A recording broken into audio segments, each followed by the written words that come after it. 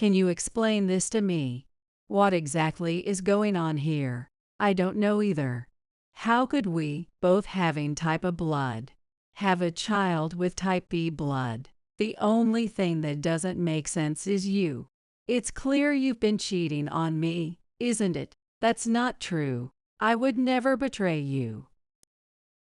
Since getting married, I've never been with anyone else but my husband. That's why I couldn't understand how a child with a blood type that couldn't possibly be ours was born. But I also understood his reasoning. If there was any chance of infidelity, it had to be on my part. And there was no other explanation. There must be some mistake. I don't know the reason, but I've never been with anyone else. How am I supposed to believe that? Stop messing with me. Don't you dare mock me like this. Please, believe me. I can't. And if you've been cheating, then I'll finally be free to leave you for the woman I truly love. My mind went blank at his words. The woman he truly loves. What does that even mean? Though I didn't understand what was happening, I forced my brain to work. Wait a minute. What do you mean, the woman you truly love? What do you think I mean? You cheated, didn't you? Well, so did I. What? I had never betrayed him, nor had I ever thought of doing so. This was all some kind of mistake that had led to me being suspected of cheating, but it wasn't true. However, he was different. Fine, then let's get a divorce. We'll go our separate ways and live our own lives. You have no complaints, right? None at all. And let's agree no alimony claims from either of us. With those words, Robert left the house. He was probably going to meet his mistress, but I wasn't going to let things end like this. 1 week later, I called Robert. Hello. Why are you calling me? I thought we were done. I want to be done too, but there's something I need to confirm. It's about the child I was pregnant with. I told him everything I had learned over the past week. Robert's confident demeanor vanished, and he fell silent for a while. Then, you've got to be kidding me. That's impossible. My name is Jessica. I live with my husband, Robert. We get married just a month ago. How about we go to Disney this Saturday? I thought it'd be fun to have a day out together. Disney. Sure, but make sure you handle the tickets. I'm not into that kind of stuff. Really? Great, thanks. I'm looking forward to it. Robert is a quiet man, so we don't communicate much as a couple. On weekends, we mostly pursue our hobbies individually and rarely go out together. Still, we maintain a good relationship, keeping a comfortable distance from each other. Is it really okay to keep meeting 40 this often, even after getting married? Well, he's at home playing games. He's not really the outdoorsy type. I see. But you and Robert are getting along well, right? Of course. You don't need to worry about that. I had been able to maintain my friendships, and I had no complaints about my life. Even after getting married, I kept working, which gave me financial independence, and Robert never interfered with my friendships. Naturally, I also valued my time with Robert, and everything was going perfectly. One day, 6 months into our married life, Robert and I, who both worked, were splitting household expenses equally. This arrangement left us with a relatively generous amount of personal spending money.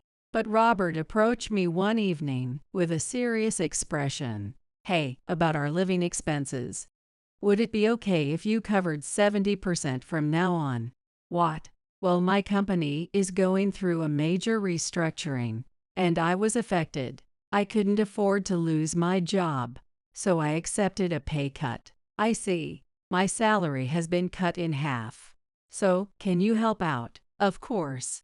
Thanks to my relatively steady income, our daily life wasn't significantly impacted. However, Robert worked for a renowned corporation in his industry, so hearing about his salary being halved genuinely shocked me. Is there any chance for a raise in the future? Not at all. I'm lucky to still have a job at this point. I understand. It's a tough economy, and having a job is a blessing. The fact that Robert was caught up in the restructuring stunned me. As much as I struggled to accept it, I knew I had to face reality. On the bright side, at least he hadn't completely lost his job. Still, I wanted to have children someday. For that reason, I wished Robert would find a new job where he could earn the same salary as before. I didn't expect it to happen immediately. Changing jobs takes time and effort, and it's not a simple process. So I chose to be patient. But even 6 months, then a year later, Robert showed no intention of leaving his job. Hey, what's going on with your plans to switch jobs? It's been quite a while. Have you been too busy at work to think about it? A new job. I haven't given it much thought. I mean, I already have a job. Why would I need to change? Seriously, you haven't thought about it at all. Look, I have a job, and we're managing fine. Why should I risk my career and go through all that trouble? It doesn't make any sense. I was at a loss for words after hearing this. Robert wasn't wrong. Thanks to my income, we were managing fine. We weren't living extravagantly, so there was no urgent need for him to switch jobs. However, we had already discussed the future, especially about having children. If your job isn't stable, we can't plan for anything. We talked about this, didn't we? Children. Did we ever talk about that? You mentioned wanting kids, and I told you that if I get pregnant, I'll have to take time off work. Right, we talked about this. There's maternity leave, then parental leave, and even after returning to work, raising a child costs a lot. We can't just rely on my salary for this. We can think about all that when the time comes. You're overthinking everything. I'm enjoying my current job, and that's what matters. Having a stress-free job is important, but there are things far more crucial than that.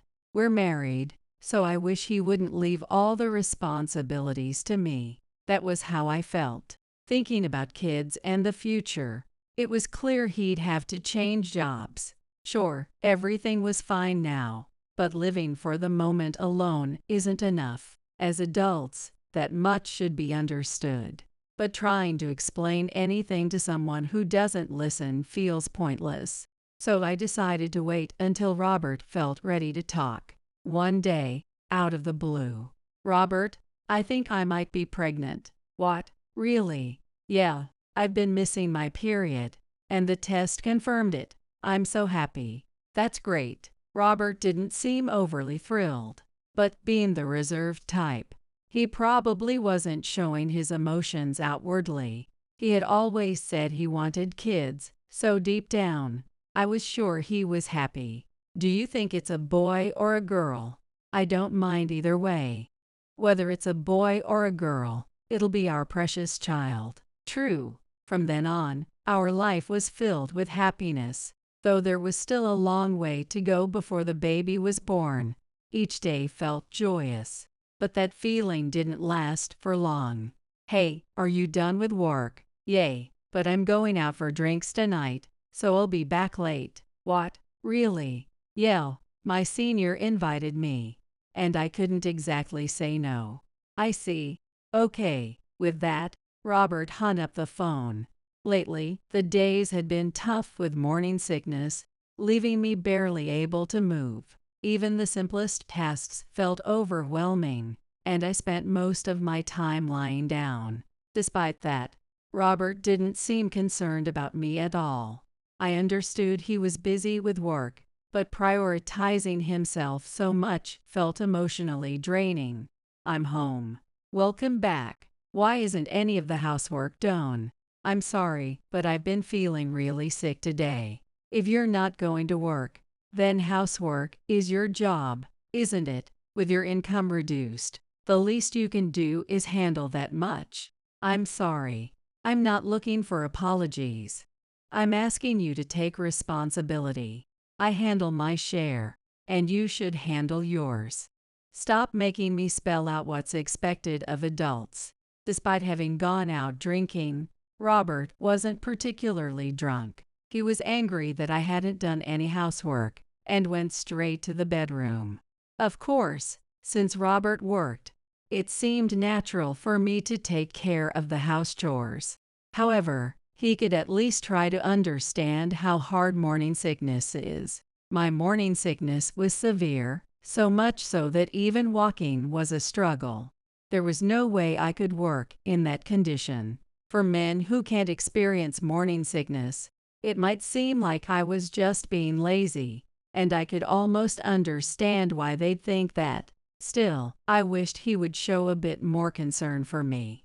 During this emotionally fragile time caused by hormonal changes, my relationship with Robert grew strained, and the happiness we felt when we first discovered the pregnancy had vanished. As my belly grew, it became physically challenging to manage household chores. Yet Robert showed no sign of stepping up to help, instead choosing to go out for drinks or play golf. Going back to my parents wasn't an option either. My mother had started developing dementia, and my father was fully occupied caring for her. With no other choice, I pushed through the rest of the pregnancy on my own. The baby's born. A week before the due date, I was admitted to the hospital and successfully delivered a baby girl. She was a bit smaller and lighter than average, but the moment I held her in my arms, tears of joy streamed down my face. From that moment, I resolved to do my best for her no matter what. I was able to feel that way from the bottom of my heart. She's such a cute baby. Yeah, she's so adorable. I could watch her forever. Let's cherish her and raise her together. Yay! Although Robert had barely helped during the pregnancy, seeing our daughter seemed to awaken his sense of fatherhood. His eyes sparkled, giving me hope that he would become a great dad. After I was discharged, our life as a family of 3 began. Parenting for the first time was full of uncertainties, but we worked together, figuring things out as we went along. Then 1 month later, when we took our daughter to the hospital for a checkup, they performed a blood test. Since we were both type A, we naturally assumed our daughter would be, too.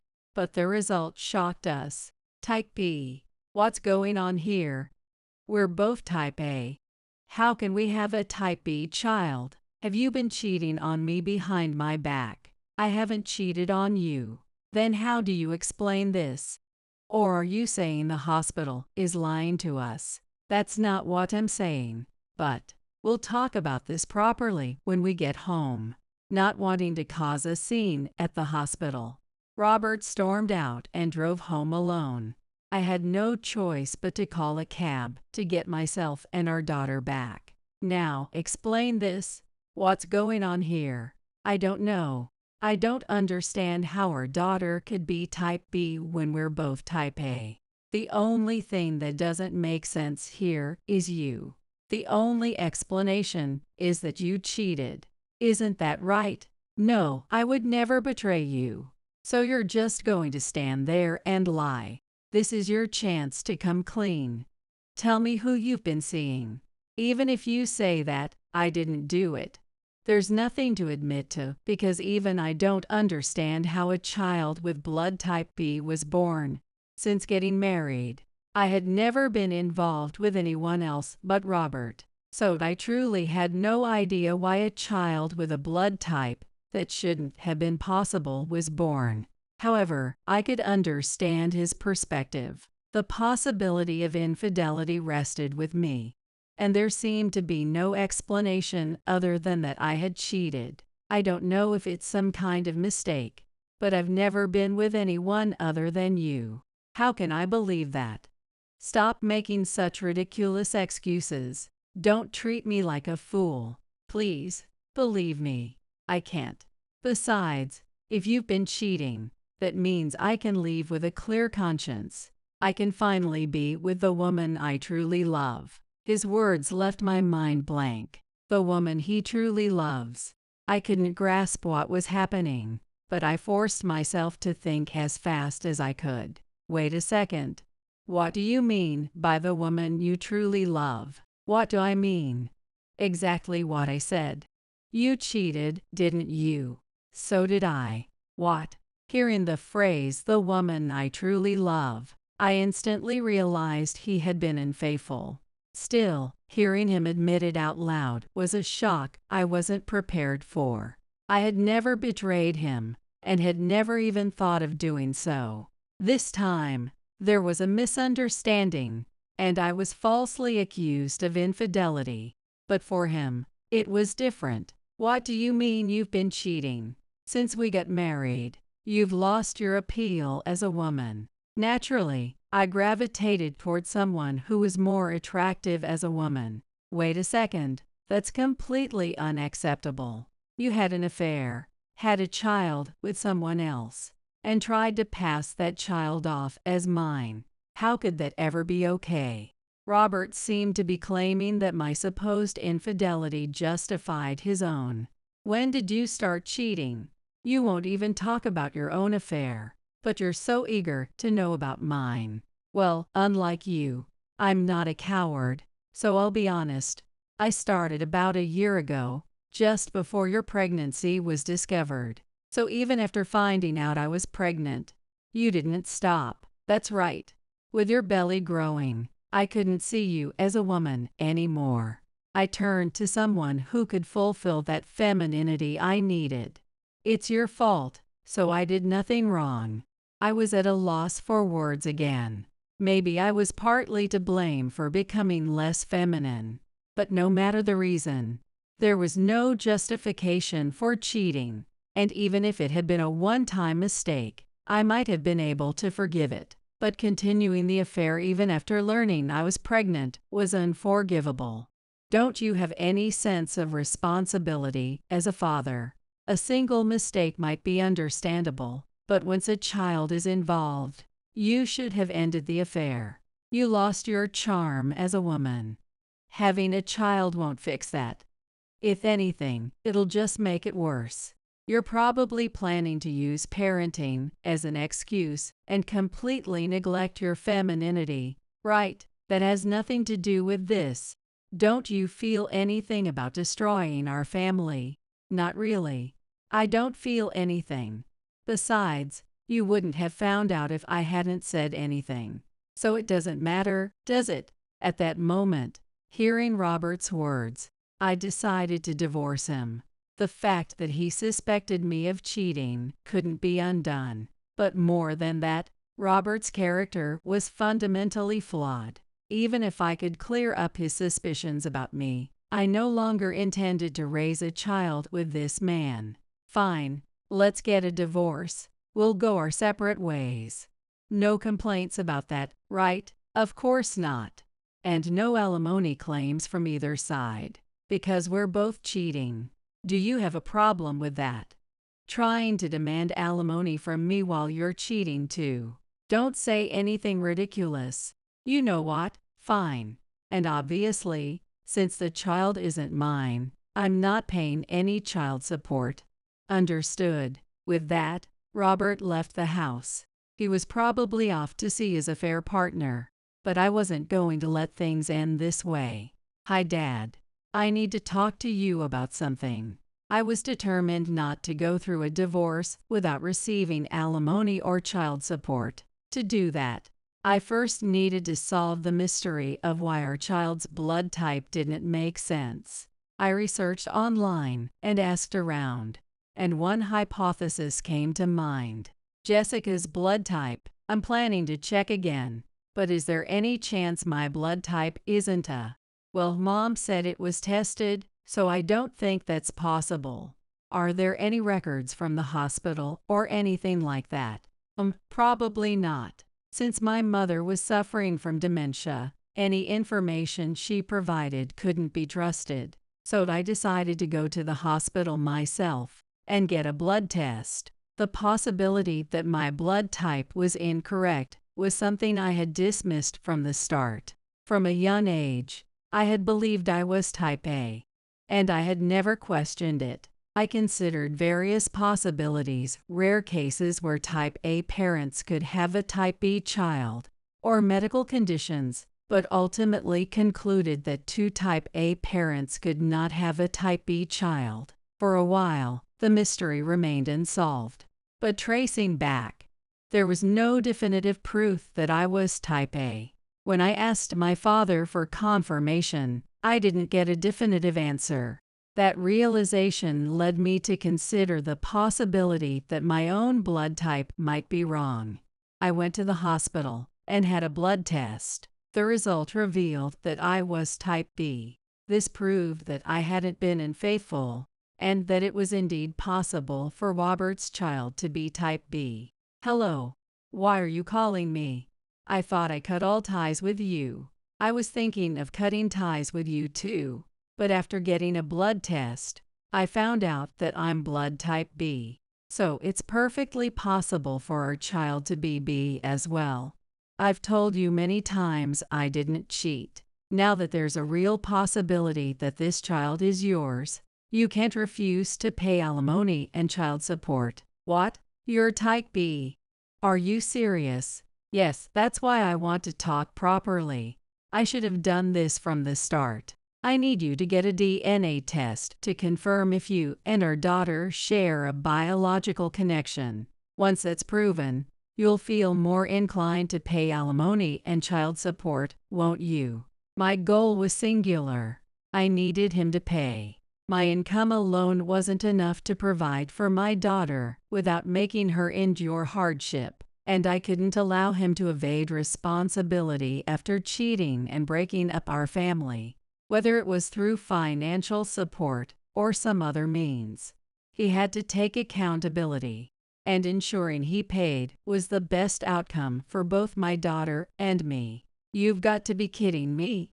I'm not accepting some mistake about your blood type, and besides, we've already cut ties, so don't contact me anymore. I'm not paying alimony or child support, ever. What? Not even child support for your own kid? She's not mine? You're just trying to trap me. That child's actually from your affair, isn't she? I know everything. You're free to think that. If you really believe I cheated and had a child with someone else, then fine. That's exactly why I'm asking for a DNA test. If it shows no connection between you and her, it will prove I was unfaithful, won't it? Well, that's true, but are you scared now because your certainty about my cheating is starting to waver? The moment I said that, he fell silent. At first, he truly believed I had cheated. Given the circumstantial evidence, I couldn't blame him for thinking that. But now, a week later, the theory that Robert and I had conceived a child together was becoming the most likely scenario. Still, he'd already started a new life with his affair partner, and it seemed he was desperately trying to dodge any responsibility. But such excuses wouldn't fly. You don't get to walk away from creating a child and say you have no part in it, especially not after you destroyed a family by cheating. One way or another, he was going to take responsibility. Should I contact your affair partner instead? Or maybe your workplace? I hear you haven't even disclosed that you're married. Wait, how do you know about that? Why? Did you think I spent the whole week doing nothing? Well, I really can't let too many people know about this. Fine, let's talk. Just don't make this any worse. Then meet me at the time and place I specify. We'll discuss everything there. I ended the call after saying that and arranged to meet him later. I deliberately chose a weekday, knowing he'd have to take time off work, fearing exposure. And sure enough, he did. So will you agree to the DNA test? Wait a minute. I'll pay the compensation. So can't we settle this with that? Huh, are you saying you're not planning to pay child support? Well, I mean, there's no way I have that kind of money.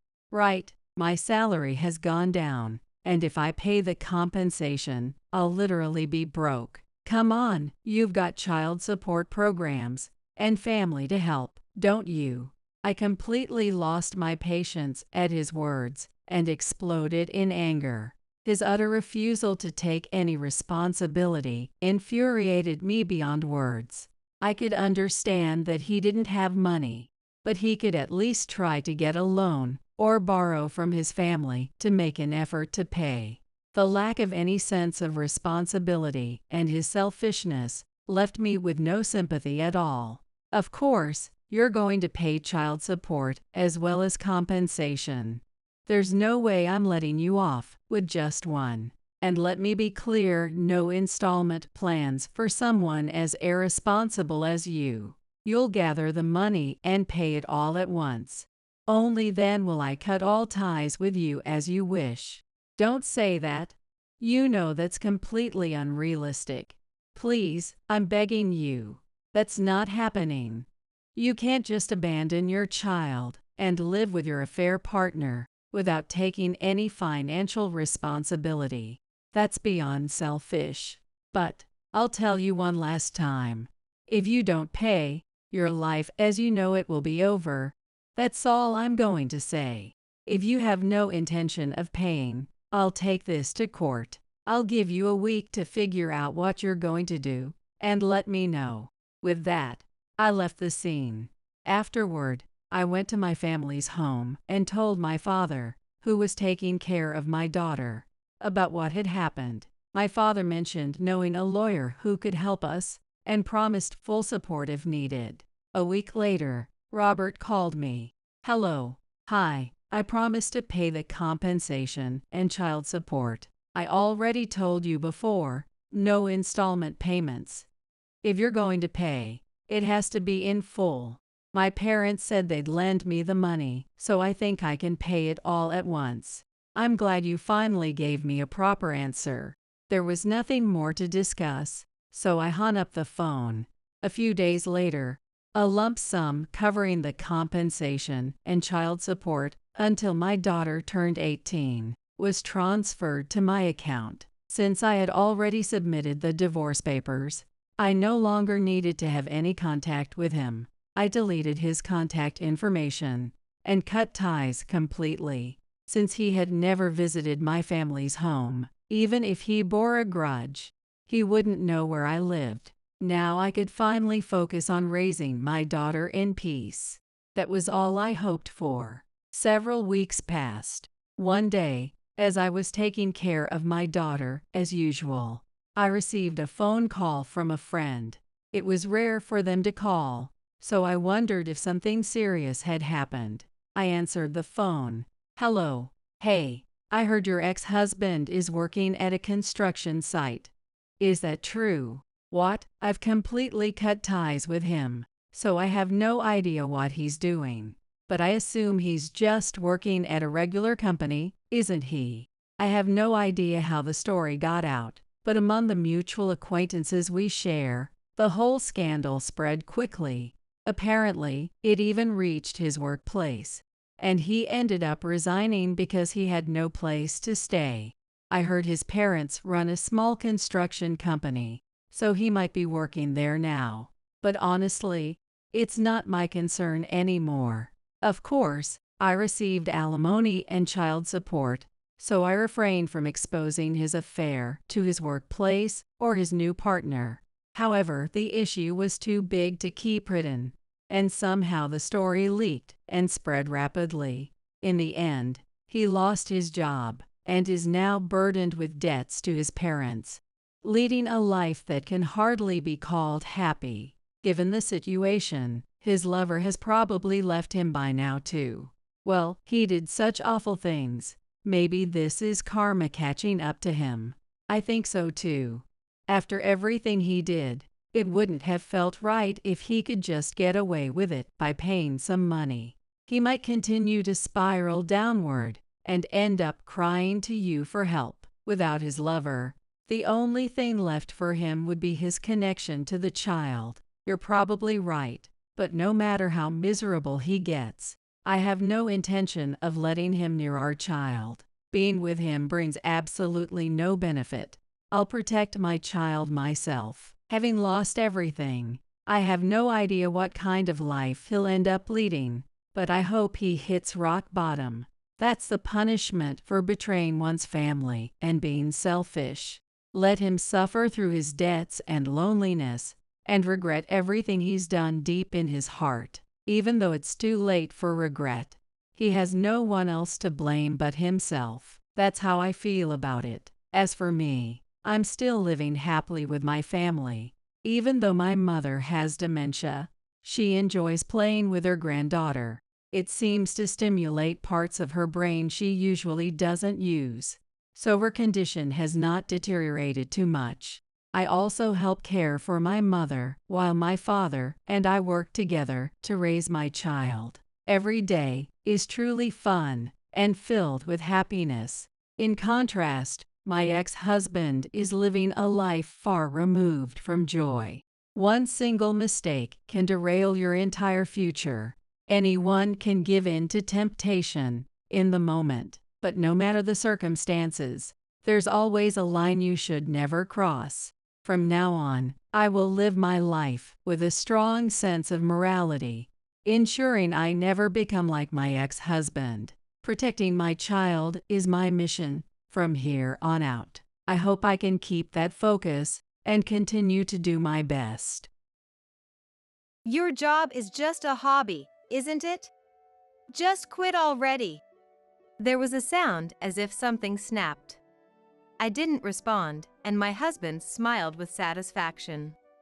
Seeing his triumphant look, I realized the husband I once loved was no longer there. Expressionless, I faced my husband and extended something towards him. My name is Sophia, a 35-year-old housewife. I have a 15-year-old daughter, Olivia, and my husband, Michael, making us a family of 3. Michael and I were childhood friends. Our families lived next door to each other. We started dating in college.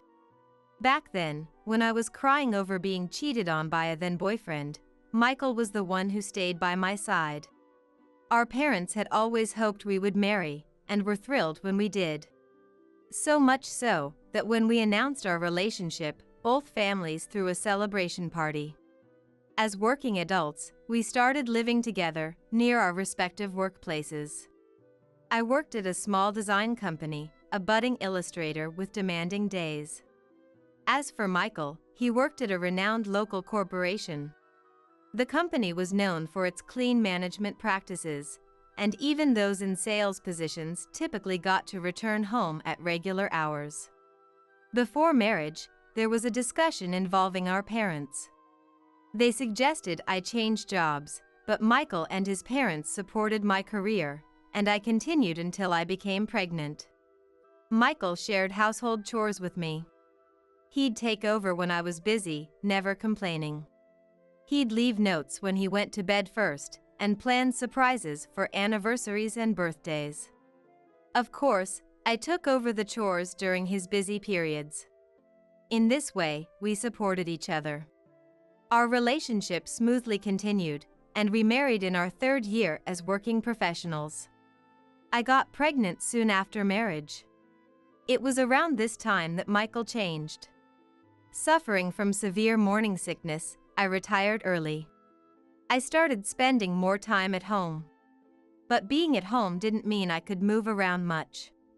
From morning until bedtime, the nausea was relentless, and I often spent the whole day confined to the bathroom. I thought Michael would understand. But one day, as soon as he came home, he looked around the living room and said, "Wow, what's this mess? Hey, Sophia, what have you been doing all day?" Today, I felt too sick to move from the bed. Maria managed to keep the house clean even during her pregnancy, and she worked and cooked meals too. I wonder why you can't do the same, Sophia. I was speechless. Maria is the wife of his close friend. Her husband, William, is 3 years older than us and is also Michael's boss. Since the beginning of our marriage, we have been close as a couple. Of course, this includes Maria, his wife, as well. Maria, the same age as William, had no friends nearby as her family lived far away. Every time we met, she expressed her joy at being friends with me. William and Maria have a 10-year-old daughter. They were childhood friends too and incredibly got married as students at 18. They had a child while still in college. Both Maria and William attended a correspondence university, balancing childcare, studies, and part-time jobs with support from their families. Michael and I respected them for that. But I hated being compared to Maria. Why suddenly compare me to her? If I were well, I would have done it too. It's not about that. If you really wanted to, you could have done it. You're not sick all day, are you? Think about how I feel coming home to no dinner. With that, he went into the bedroom. Since then, he stopped doing any household chores. But only when we were alone. When guests came, he suddenly became cooperative. For instance, when my mother-in-law comes to help, he returns to doing chores as usual, just for that time. He actively cooks and starts hanging laundry. Then he says, "Sophia is pregnant, so we shouldn't push her too hard. It would be terrible if something happened. Besides, men should do their share of the household chores too." I thought, how can you say that? But I couldn't speak up, seeing how happy his mother was. However, as soon as she left, he abandoned everything he was doing. "I helped today, so you can handle the rest, right? You've slacked off enough." I wasn't slacking off. Can't you at least finish what you started? Sophia, you should do it. You need to break the habit of taking it easy. Maria managed on her own, right? And since Mom is here to help, don't be too demanding. Every time I tried to argue, he would bring up Maria. No matter how many times I asked him to stop, it never changed. After our daughter Olivia was born, he started treating me like a housekeeper. He criticized everything, from the way I folded laundry, to the menu I cooked, even how I cleaned. He also began to meddle in our finances, reducing the budget for my cosmetics and clothes. I lost all freedom because of that. But when guests visited, he put on a show. Especially the day before we had commitments with his or my parents, or William and Maria, he would send me to the beauty salon. Then he would belittle the beautified me. He would tell everyone, "I always tell Sophia she needs to stay beautiful. But she's always so modest." Everyone believed his charming words, so I couldn't tell the truth to anyone. I was afraid of ruining the relationship with my kind-in-laws. We lived like this for 10 years. After a decade, I got used to it. I learned to ignore his words and to think of him as just an ATM. We remained close with William and Maria, even after 10 years. However, Olivia started feeling uneasy about her father's behavior and finally confronted him. "Dad, why do you always hide your bossy attitude when guests are around?" "What? That's not true. And that's just keeping up appearances. Surely you don't expect me to tell everyone that Mom can't handle the housework, right? I'm just covering for her so she doesn't get embarrassed." She looked unconvinced by his explanation. Seeing that, I started thinking about divorce. But having not worked for 10 years, I was worried about supporting myself and Olivia. Just when I was troubled, an unexpected contact came. It was from the design company I had left 10 years ago. The president told me that they had expanded the business and were looking for freelance illustrators. They thought of me, having worked there before. When I left, everyone had tried to persuade me to stay, saying they hoped I would return one day. I gratefully accepted the offer. However, I couldn't neglect the household chores. So, I initially took on a remote part-time position during a trial period. For half a year, I managed to balance work and household duties successfully. But Michael seemed unhappy with my remote work, increasing his snide remarks. "Don't neglect the household chores for a low-paying part-time job. If you can't handle housework or support the finances, you're just a burden. That was his constant refrain. Olivia supported my work and helped with the chores when she got home. Michael would praise her for helping, but after she went to bed, he would make sarcastic comments to me. Still, I didn't let it bother me. The reason was that my savings were steadily growing. However, the problem was the reason for divorce. I wondered how to tell my kind in-laws about the psychological abuse without shocking them too much. Since our homes were next to each other, I wanted to keep seeing them even after the divorce. While I was thinking about this, I received a call from someone. "I have something I want to discuss. Can I come over to your house tomorrow?" It was Rachel, the daughter of William and Maria. Rachel, now a college student, resembles Maria and is very beautiful. Moreover, she has a good personality and often plays a lot with Olivia. She wanting to talk? To me? I had a bad feeling about this, so I set a time when Olivia would be out for her lessons and prepared some snacks for the day. "Sophia, long time no see." "Rachel, it's been a while. What's this sudden talk about a consultation?" I had her a seat and served her tea. Then she started talking, revealing shocking facts. "Sophia, I'm really sorry. I'm in a relationship with Michael." Her words were completely unexpected. I thought it was a joke, but seeing her tearful eyes, I realized it was true. "I'm a bit confused. Can you start from the beginning? Is it okay if I record this?" "Yes. At first, I didn't know it was Michael. We met on a dating site, and the photos were different. After about a month of messaging, he suggested we meet. I thought he was a college student like me, so I wanted to meet him. But when I got to the place, it was Michael." She started crying at that point. She must have been very shocked. I sat next to her, rubbing her back, and encouraged her to continue. "I'm sorry, the hardest part must be for you." "That's okay. Keep going. I want to know everything." "Okay. At first, I thought Michael was there by coincidence, so I sent a message to change the meeting place. Then he approached me, recognizing me. He said, 'Let's talk for a bit, as long as you don't tell Dad and Mom.' He suggested going somewhere private and led me by the hand." She hesitated, clearly finding it difficult to continue.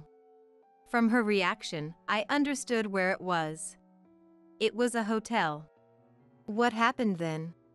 "I told him I wouldn't enter, but he threatened to expose everything if I didn't.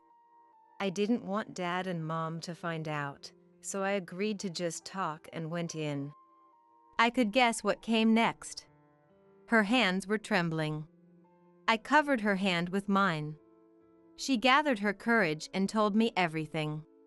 "As soon as we entered the hotel room, he pushed me down and, after it was over, he took pictures of me, stunned, and said, 'You know what will happen if you don't want to be exposed,' and gave me money. It was the same thing from then on. I was so scared." She then broke down in tears. I stroked her while biting my lip.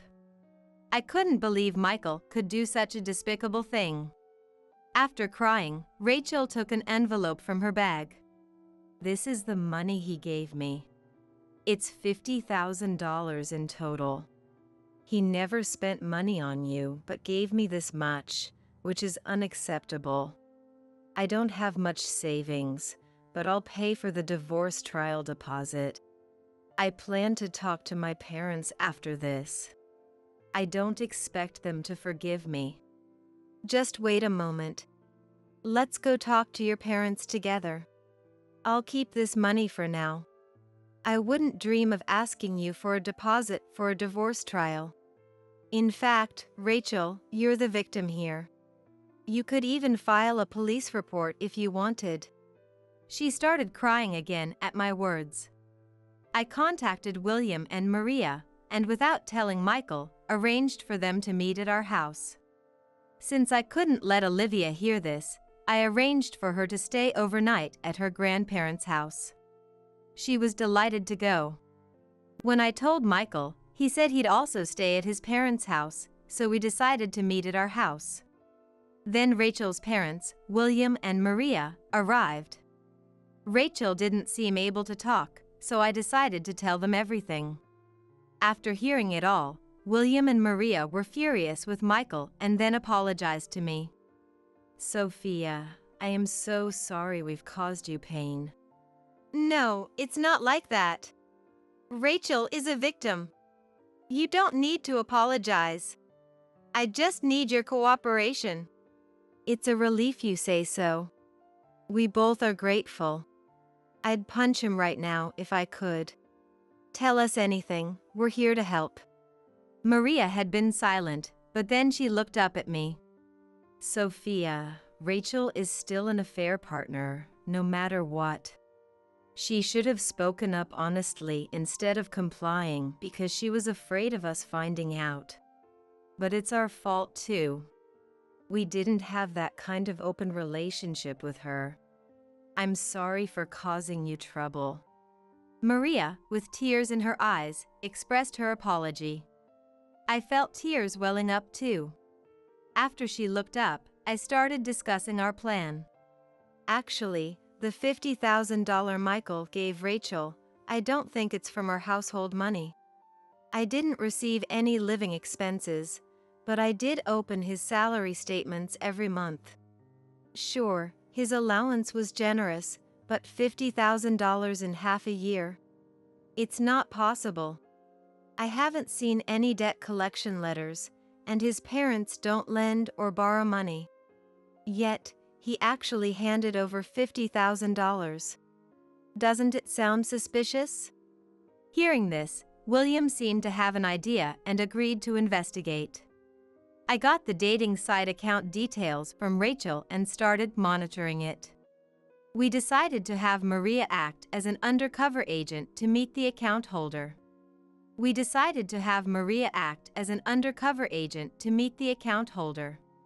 About a week later, they contacted me, saying, "We've gathered all the evidence." We then devised a plan. The execution place was my in-laws' house. Sorry for the sudden call, Abigail. Can we all talk next weekend? My parents and William's family will join too.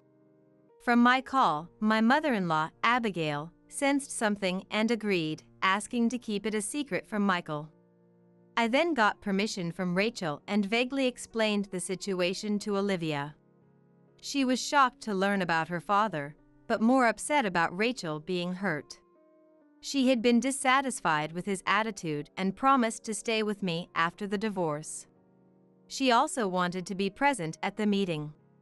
I hesitated, but respecting her determination, I agreed. On the day of execution, we headed to my in-laws' house. It's rare for William's family to join us. I wonder what it is. Michael said cheerfully. Apparently, Abigail told him she had something to discuss. When we arrived, William's family was also just getting there. Sorry for the sudden visit to your parents' house. Mom was sudden too. Hey Maria, you're as beautiful as ever. Love your outfit today. Unaware of the tension, Michael cheerfully chatted. Then he turned to Rachel. Rachel, long time no see. You've grown a bit, haven't you? More and more like Maria. Got a boyfriend yet? The atmosphere was tense at his words. She forced a smile and said, "Come on, Michael. We just saw each other last week." Did we? Maybe we passed each other at the station. Caught off guard, he hastily changed the subject. We then all entered the house. Everyone sat down, and there was a moment of silence. It was broken by Abigail. So, Sophia, what's this talk you mentioned on the phone? You have something to talk about, Mom? Sophia? What's going on? I produced the salary statements and a divorce application. His parents looked at me in surprise. Michael, without even looking at the salary details, tore up the divorce application. Gathering everyone for some joke? Is it because you can't do housework lately? That's because you're scribbling pictures for a tiny allowance. Your job is just a hobby, right? Just quit it already. There was a sound as if something snapped. I didn't respond, and Michael smiled with satisfaction. Seeing his triumphant look, I realized the husband I once loved was no longer there. Expressionless, I faced and extended something towards him. You should recognize what this is immediately. What? How did you get this? No, it's not what it seems. What's different? I'd like to know. How will you explain being a comforter to your best friend's daughter? William's words left Michael speechless. The in-laws read the documents, looking pale. My father-in-law, Alexander, said, Michael, not only did you betray Sophia, but you betrayed your best friend and damaged his daughter. Michael, not only did you betray Sophia, but you betrayed your best friend and damaged his daughter. Explain yourself. Sophia, I'm sorry. I thought our foolish son was making you and Olivia happy. Alexander glared at Michael, his face red with anger, while Abigail wept. Michael, seemingly resigned, answered seriously. Since marrying Sophia, I fell for Maria at first sight. But she was married to William and even had a child. I couldn't ruin their happiness. And I cared for Sophia too, so I decided to marry her. But when she got pregnant, she barely moved. It annoyed me how she used her illness as an excuse. Maria was beautiful, perfect at housework and childcare, so I always wondered why Sophia couldn't do the same. And she couldn't do housework properly but started remote work. I couldn't stand it. She even made Olivia help with chores. What a terrible mother. But I didn't divorce her because Olivia was cute. I'm kind like that. Recently, I've been meeting women who resemble Maria through online dating. One of them was Rachel. I was thrilled when I found her. I lured her out using a different photo and manipulated her by mentioning William and his family. Being with Rachel, who looked just like Maria, made me happy. You're the worst. Maria and Rachel are different people. And threatening with photos? And that money you gave Rachel, it was the company's expenses, wasn't it? William's words made Michael snort. The in-laws were stunned. It was a shock to learn that their son, whom they had thought was kind, was the complete opposite. I'll just pay back the expenses with the divorce settlement money from Sophia. Sophia, you didn't do housework, so you should pay the divorce settlement. And child support too. Don't rely on me because you have no money. And I'll remarry Rachel. I get a wife who looks like Maria, and Olivia will be happy with a young mom. Plus, our kids will be cute. At Michael's words, Rachel gasped. He looked satisfied, seeing her scared. Dad, what are you saying? If there's a divorce, I'll go with Mom, and Rachel won't marry you. Besides, you're creepy. I hate you. Hey, did Mom tell you to say that? She has no income or house. Let's be a family with Rachel and me. Olivia, unsurprisingly, rejected Michael's pleas. She brushed off his hand and glared at him tearfully. Those are my feelings. You made Mom and Rachel cry. How could I like someone like you? You're gross, stay away. Hey, Sophia. What have you been telling her? Michael's anger was directed at me, not Olivia. I sighed and showed him the salary statements. I told her the truth. That you're a lowlife who preyed on your best friend's daughter. And look at the payment section. I earn more than you. I'm becoming a full-time employee next month. Even as a part-timer, I'm a freelancer. I've been earning with the drawings you mocked. So there's no problem after the divorce. Michael, I'd love to hand you over to the police right now, but Rachel said she'll endure it for Olivia's sake. So I'll hold off. But the embezzlement is a different story. The boss already knows. Be prepared. Michael finally understood the gravity of the situation. He turned pale and sought help from his parents. But their response was the opposite of what he expected. We're cutting ties with you. You'll pay the embezzlement and divorce settlement money yourself, and you're not welcome here anymore. With a scumbag like you in the house, Sophia and Olivia won't be able to return. My in-laws rejected him. Then my father, Louis, who had been silent, spoke. Michael, I've known you since you were born, even when you were in your mother's womb. That's why I entrusted Sophia to you. But this outcome is disappointing. I never want to see you again. No, wait. Sophia, you won't divorce me, right? You love me, don't you? Michael, respecting my father, turned pale and looked at me. Then, unbelievably, he suggested reconciliation. He desperately clung to me, thinking I still loved him. I presented another divorce application. I want a divorce now. I don't love you anymore. I'll take all the savings as child support, so there's no need for property division. I won't take a divorce settlement from you, so pay Rachel. Oh, and what was that phrase? If you can't do housework or support the family, you're a burden. I'm returning those words to you. We don't need a burden in our future. Michael tried to retort, but no words came out. Glared at by everyone there, he reluctantly signed the divorce papers. Alexander, Abigail, even though I'm divorcing Michael, Olivia is still you two's granddaughter. Can we visit sometimes? Of course. We'd be honored if you two visit. Abigail, happy to see her granddaughter again, agreed. Then, they had Michael write a disinheritance document and kicked him out. He was fired from his job without making the embezzlement public. After handing over his savings to us, he was left penniless and now works day and night, living in a shabby house. The local rumors spread, leaving him friendless and without help. William's family moved. It seems they considered the possibility of Michael making a sudden appearance.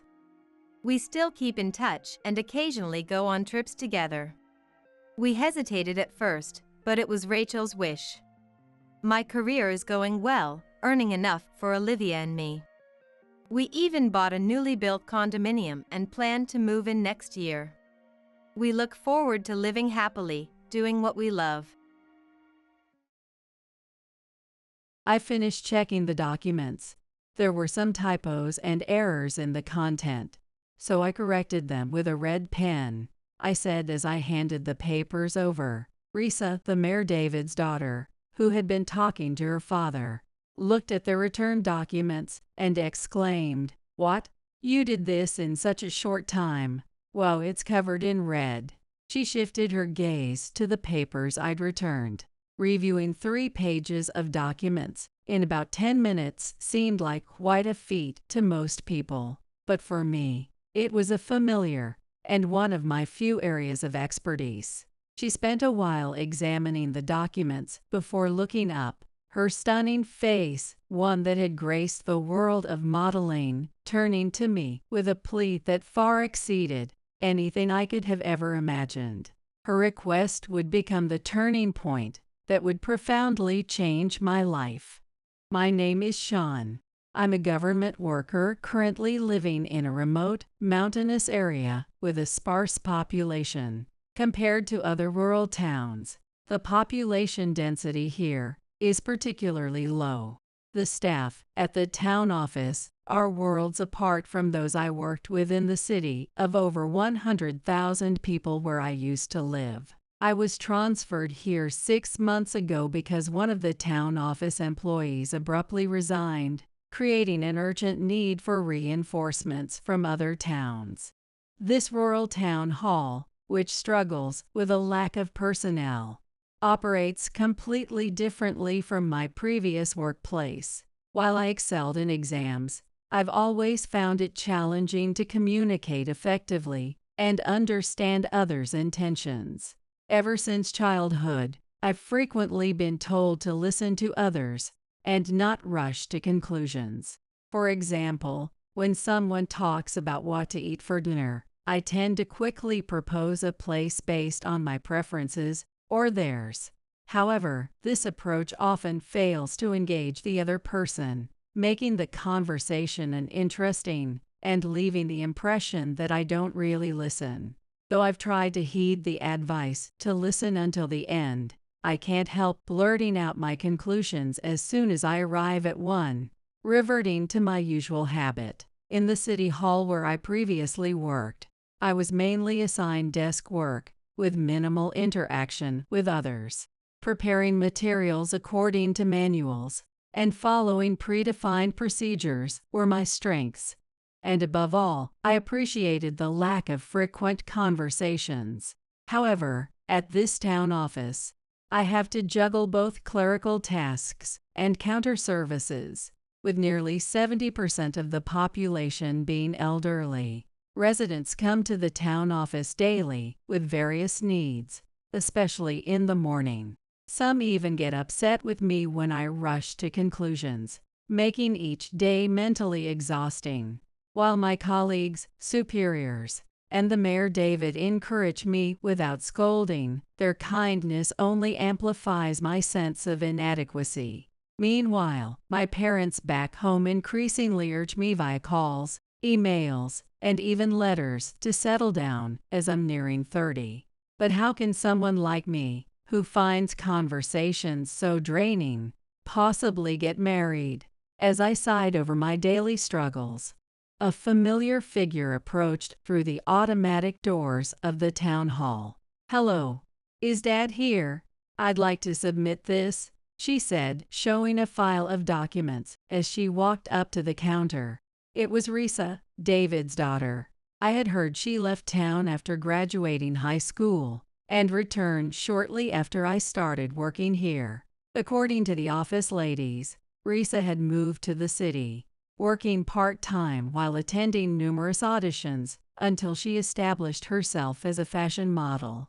With her long, chestnut-dyed hair, almond-shaped eyes, and slender figure, she looked as if she had stepped right out of a fashion magazine. Even though she was wearing wide-legged pants, her waistline hinted at just how incredibly long her legs must be. Risa flashed a friendly smile and called out toward the back of the town office. "Dad, I brought the documents." Hearing her voice, David came hurrying out of a back room. "You finally got it ready. Sean, could you take a look at this?" he said, handing me the documents Risa had brought. Risa, seeing this, puffed out her cheeks. "Hey, isn't it awful to dump work on your staff? I only brought these because you asked me to." David sighed and replied, "It's best to leave it to Sean. By the way, Risa, how much longer do you plan on staying in this jack-of-all-trades business?" Since returning to town, Risa had been working as a sort of local handyman, primarily running errands for the elderly. Her job involved taking on physically demanding tasks that were difficult for seniors, especially those who were no longer able to drive. Though she mostly served the elderly, she accepted requests from others as well, making her a well-known figure in town. "Are we doing this again?" Another lecture about how families and neighbors should help each other instead of charging money for it. Listen, by charging a fee, I take responsibility for the work people ask me to do. My clients have said it themselves, they feel bad asking for help, and it's awkward to pay someone they know. But when it's me, they don't have to feel guilty or worry about imposing. As I reviewed the documents, I listened to Risa's reasoning. Her argument made sense, and based on the occasional comments I'd overheard from town residents at the office, her service seemed well accepted. The idea of helping each other in times of need was deeply ingrained in this community, but at the same time, many of its residents were modest and hesitant to ask for help. This became evident in the conversations I had with the people who visited the office. For elderly residents, even when they wanted to rely on their neighbors, they often worried about unnecessary complications. What should they give as thanks? Should it be cash? If so, how much is appropriate? The residents of this town were kind-hearted and willing to help without expecting anything in return. But for those asking for help, the desire to maintain good relations without feeling burdensome was likely important. That's why Risa's business model had a clear demand, and her contributions to the community were significant. Though it looked like the father and daughter were about to continue arguing, I focused on my work. There were quite a few typos and errors.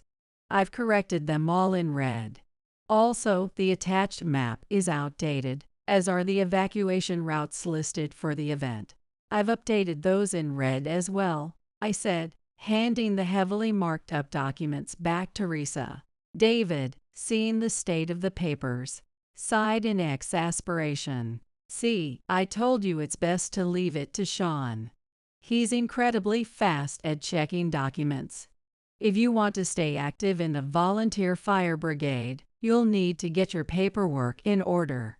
Risa brushed off David's scolding with a smile and turned to me. You fixed all this in such a short time. That's amazing. I feel so embarrassed for making so many mistakes. Sorry for the trouble, she said, sticking out her tongue playfully and giving me a small bow.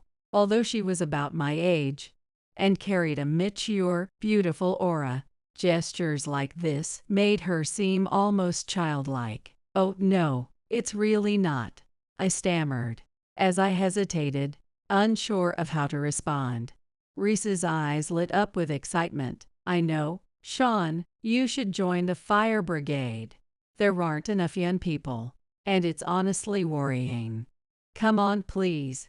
She looked back and forth between me and David, her enthusiasm evident. Apparently, Risa was already a member of the town's fire brigade. I later learned that the brigade only had 15 members, all of whom, except for Risa, were men over the age of 50. David, seemingly prepared for this conversation, turned to me and said, Sean, would you consider joining? It's a bit of a hassle administratively since you're a public employee, but I can handle that. We've been in desperate need of younger members. Many of the parents of school-age children in the town were my age or younger, but most of them worked outside the town and didn't have the time to participate in fire brigade activities. I'll admit, the idea felt inconvenient, but before I could say anything, Risa clasped her hands in front of her face and said, Please, Sean. You saw the state of those documents, right? I can be kind of scatterbrained, and I need someone reliable to help me. Faced with her earnest plea, I couldn't help but smile wryly. All right. If there's something I can do to help, I'll do it, I said, deciding to join the fire brigade. And so I became both a town hall employee and a fire brigade member. While most people think the fire brigade's main job is firefighting, they also engage in activities during quieter times. For example, the disaster preparedness event Risa was planning was part of the brigade's responsibilities. By the way, I started calling her by her first name after our first day of brigade activities when she said, Call me Risa. Our first task together was delivering flyers to homes of elderly residents, highlighting safety tips for disaster preparedness. The town office had similar initiatives, but Risa said, You can never do too much of this. Some people might forget the last time they heard it. Right, she insisted on going through with it. Risa had designed the flyers herself, but like the documents she brought to the office, they were riddled with typos and incorrect information.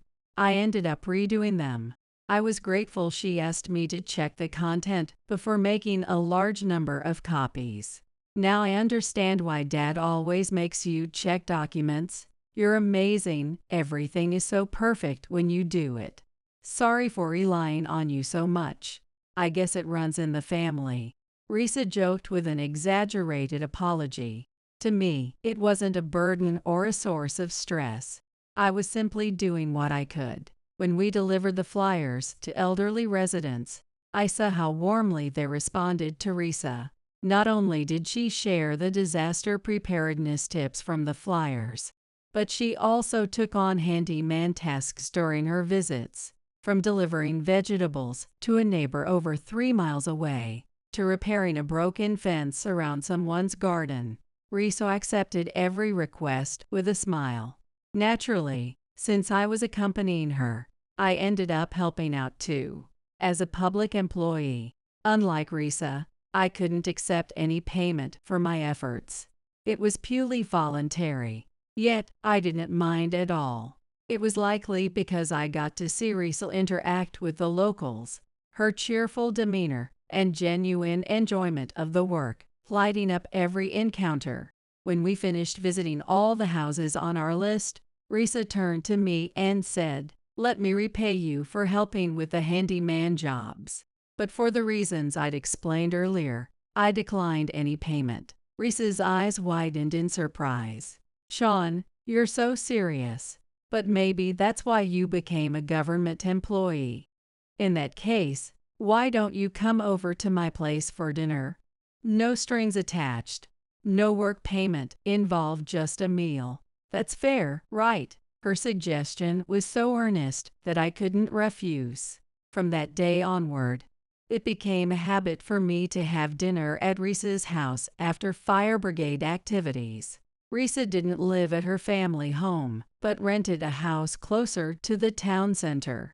She explained that living at her family home on the outskirts of town was inconvenient for work. Although I initially felt awkward visiting a single woman's home, Risa seemed completely unfazed. "Today, it's orange chicken," she announced cheerfully, bringing out dish after dish of homemade food. Having cooked almost all her meals herself during her modeling days to maintain her figure, Risa's dishes were not only delicious but also perfectly balanced nutritionally. "This is the complete opposite of my cooking," I remarked. "I just throw random ingredients into a pot and call it a meal." Risa blushed slightly at the compliment. "That makes me so happy to hear. I'm not used to cooking for others, so this feels fresh and exciting. Here, have some seconds," she said, embarrassed yet eager to serve more. As we continued our fire brigade activities, Risa occasionally shared stories about her past during dinner. "You've probably heard I used to be a model, right? I was actually pretty well known back then. I mean, I'm tall, have long legs, and my face isn't half bad, right?" She said this with a smile that made my heart skip a beat. It wasn't just any smile, it was the kind of dazzling, professional smile that once captivated the world. Even though I'm not great at listening to people's stories, Risa's energy and quick pace left me with no opportunity to interrupt, which helped me avoid my usual habit of rushing conversations to their conclusions. About a year ago, I fell down the stairs at the studio where I was doing a shoot. I broke my leg. "Maybe it's easier to show you than explain," she said.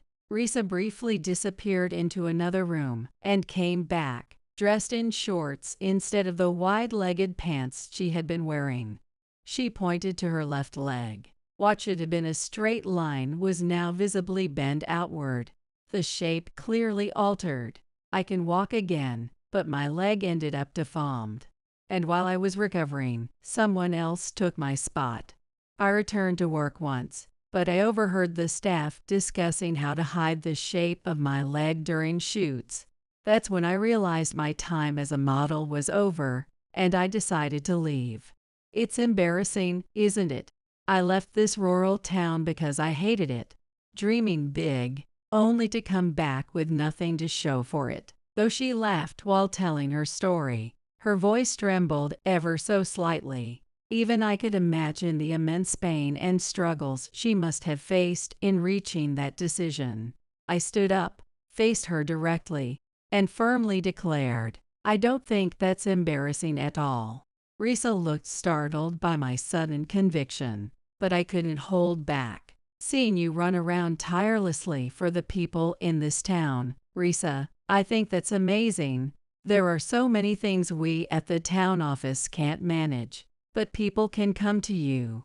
I'm sure there are plenty of people who feel reassured knowing they can rely on you." The smiles of the elderly when they talk to you prove that, though it had only been about 3 months since I started working alongside Risa as a member of the fire brigade, one thing was clear: she had already become an indispensable part of the town. Whether my words reached her or not, Risa suddenly sat down on the floor. "Thank you. That means so much to me," she said, wiping at her eyes as her voice broke. But almost immediately, she put on her usual playful smile and said, "Hey, that's not fair. You can't just say something like that out of nowhere. I'm getting more emotional with age. You know." She teased, lightening the mood once again. The season transitioned into autumn, and the lush green scenery surrounding the town began turning shades of red. One afternoon, Risa walked into the town office lobby with a woman in her 30s. The woman's name was Emily, if I remembered correctly. She had attended one of the disaster preparedness workshops organized by the fire brigade, which is why her name stuck in my memory. Breathing heavily, Risa and Emily approached the counter. Emily's child, Huey, got lost in the mountains and can't find his way back, Risa explained. Emily clutched her mobile phone tightly. Apparently, Huey had just called her, asking for help. People from the office began gathering around. They had already contacted the police, but Emily and Risa had rushed here, desperate to see if there was anything else they could do in the meantime. "If Huey has a phone, can we check his location using it?" I suggested, but Emily shook her head. Huey's phone was a budget model that didn't have GPS or location sharing capabilities. It only allowed basic functions like texting and taking photos. "Huey, it's okay. Help is on the way," Emily reassured him over the phone. The police had instructed them to stay put, warning that inexperienced people searching could lead to further accidents. However, the nearest rescue team was still some time away, and everyone was growing increasingly anxious. I racked my brain, searching for an alternative, and then an idea struck me. "Excuse me, could you ask Huey to take some pictures of his surroundings and send them to us? We might be able to figure out where he is."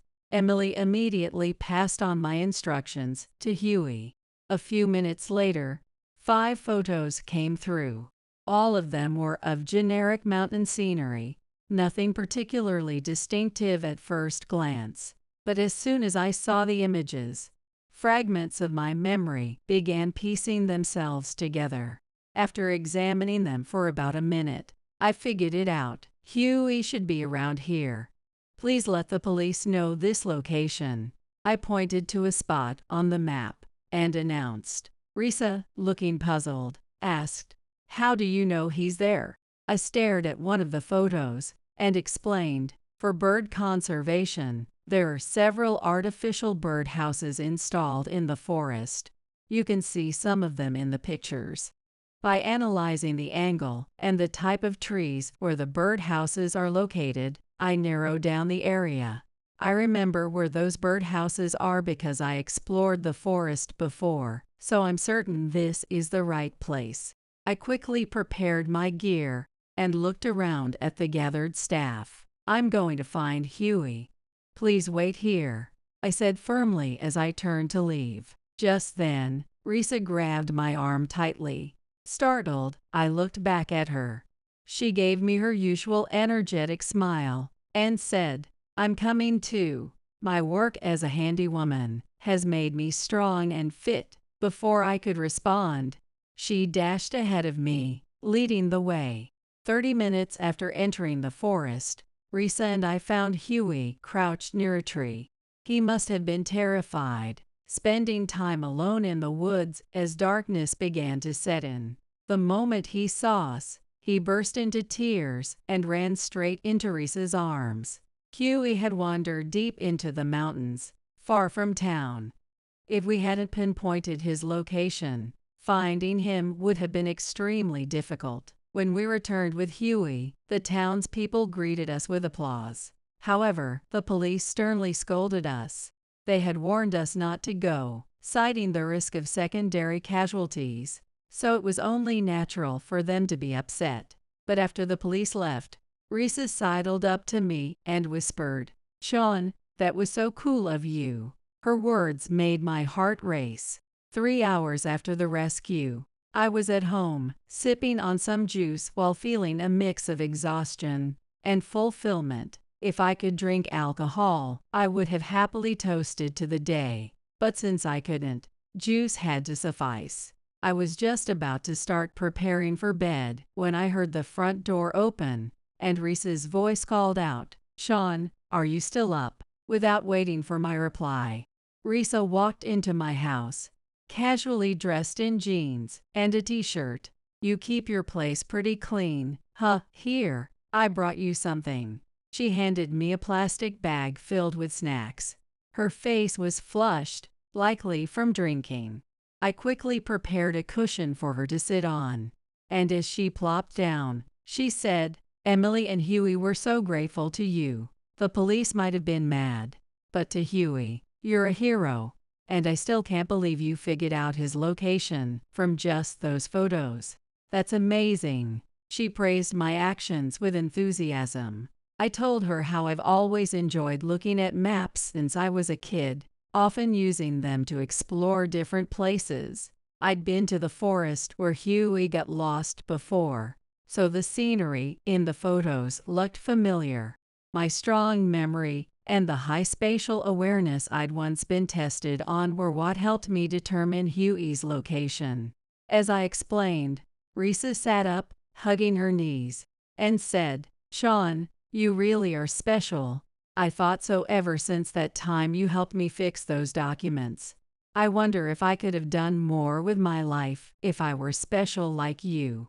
I used to have confidence in my looks, but with my leg the way it is now, I can't be a model anymore." Her voice trailed off, sounding uncharacteristically subdued. Her usual cheerful demeanor seemed to vanish, replaced by a quieter, more introspective side. It was disorienting to see her like this, but at the same time, I thought this might be the real Risa, someone who had lost her sense of identity and couldn't find value in herself, hiding behind the mask of a cheerful, upbeat persona. The fact that she felt comfortable enough to show this side to me meant she trusted me, or so I thought. Maybe I was just being conceited. Regardless, if Risa was feeling down, I wanted to cheer her up. With that in mind, I grabbed my phone, opened a certain webpage, and showed it to her. "This is..." Risa's wide-open eyes reflected the homepage I had secretly created for her handyman business upon her request. Risa had a habit of taking two-shot photos with her clients. I had quietly added a hidden section to the website, where I stored all the two-shot photos she had taken. Over 100 photos were a testament to all the people Risa had helped in this town. As I said before, "Risa, you're a special person to everyone in this town. I wanted you to realize that, so I secretly created this space. It's not about special abilities or anything like that, Risa. You're the real hero for the people here." At my words, Risa covered her face with her hands and nodded repeatedly. When she turned her back to me, It seemed like she might be crying. Not knowing what to say, I remained silent for a while. Then, Risa wiped her face with a tissue and stared at me. Even with tears, her delicate features were so beautiful that she could have been a leading actress in a movie or drama. As I tried my best not to avert my gaze, Risa let out a slow breath. You always know how to say the nicest things. Then, can you answer just one question for me? What am I to you? I understood the words, but I couldn't grasp the intent behind her question. Confused and dumbfounded, I didn't respond. Risa gave her a smile and said, "Sorry, I guess that was unclear. What I mean is I want to be someone special to you, Sean. No one else, just you." Saying this, she wrapped her slender arms around me. Her breath tickled my ear, and I caught the sweet scent of her perfume and shampoo. My heart raced, and my body stiffened.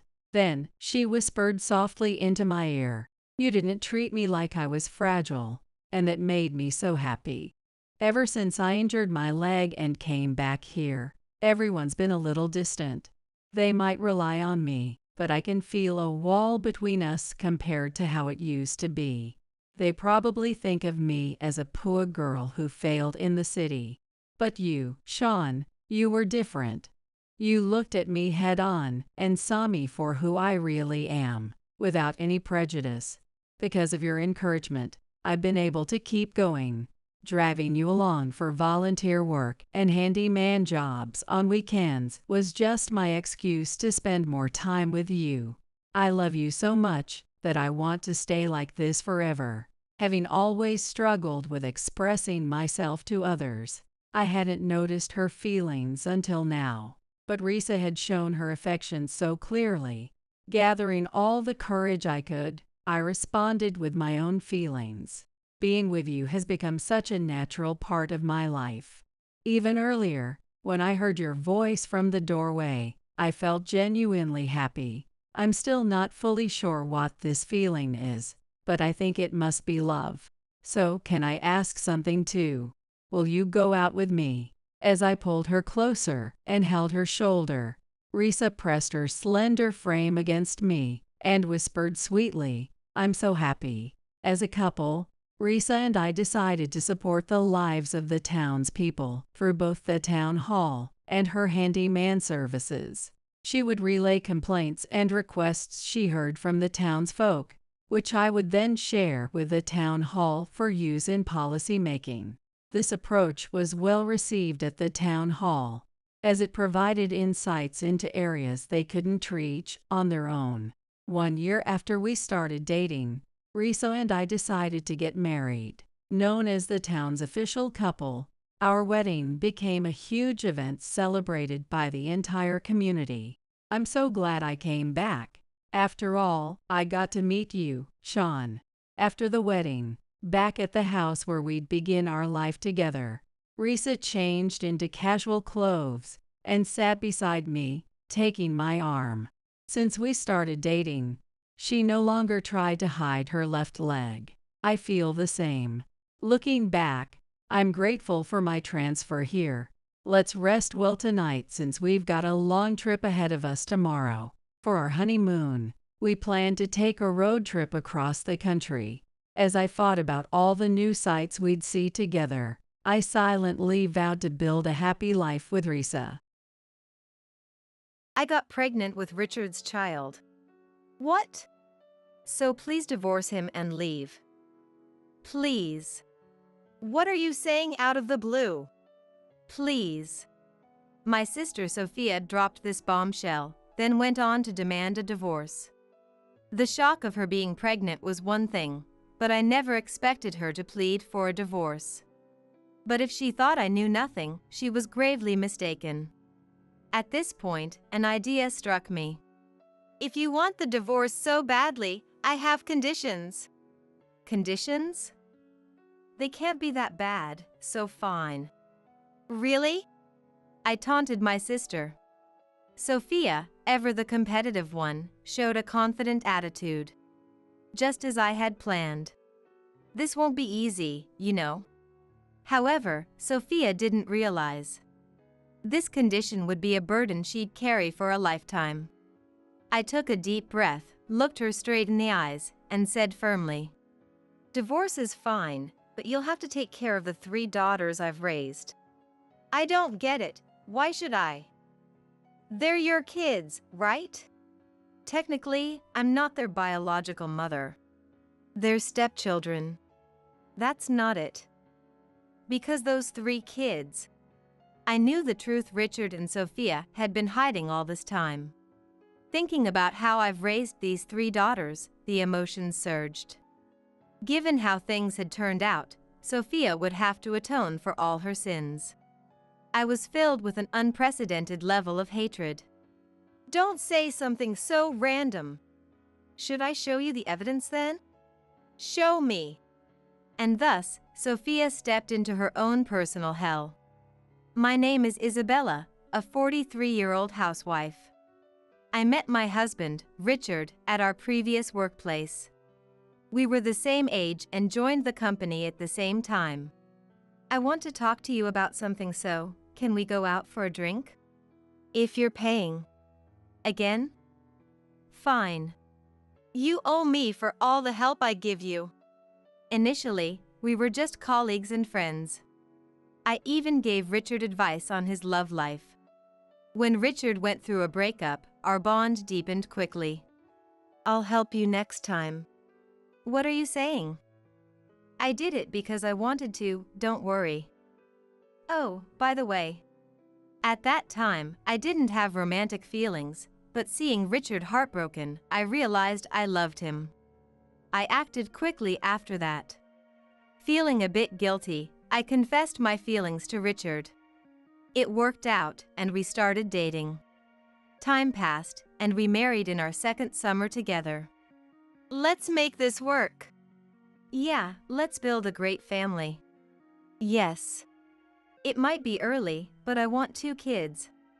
Our relationship was strong, and I wasn't too worried about starting a new life. But I never imagined my family would interfere. The cause was my sister, Sophia. What?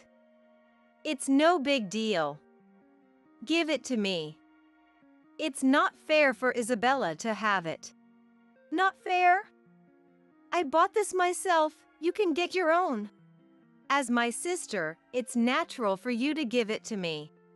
Saying this, Sophia would take my newly bought cosmetics without permission.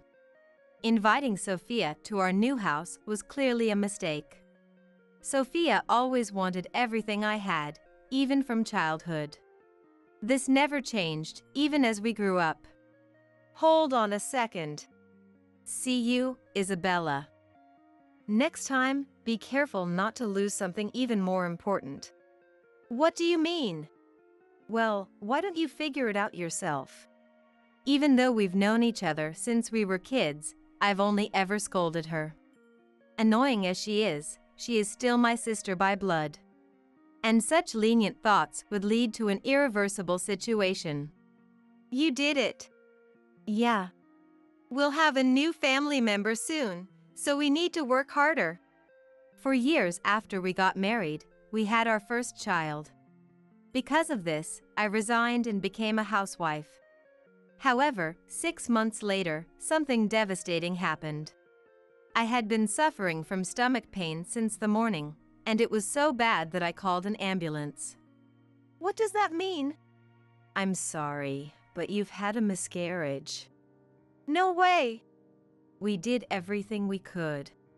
I couldn't think of anything. I didn't even know how I got home. I couldn't figure out how to tell Richard. I'm home. Oh, welcome back. What's with that face? Yeah. Richard must have sensed my distress because he gently asked, "Take your time and tell me, okay?" His words made me feel safe, and I burst into tears, explaining what had happened today. Richard was shocked, but he told me it wasn't my fault. It'll be all right. Thank you. Let's just take it easy for now. After some time, we started trying for a baby again, but I still couldn't get pregnant. Further hospital tests revealed that I had a condition that made it difficult to conceive and prone to miscarriages. It felt like I was sinking deeper into a pit of despair. To make matters worse, a troublesome person started visiting frequently. "I'm sorry about your loss, Isabella." "Yeah. But don't worry, it's not the end yet." "I hope so. And, actually, I need to ask you a favor." Sophia never hesitates to ask me for things.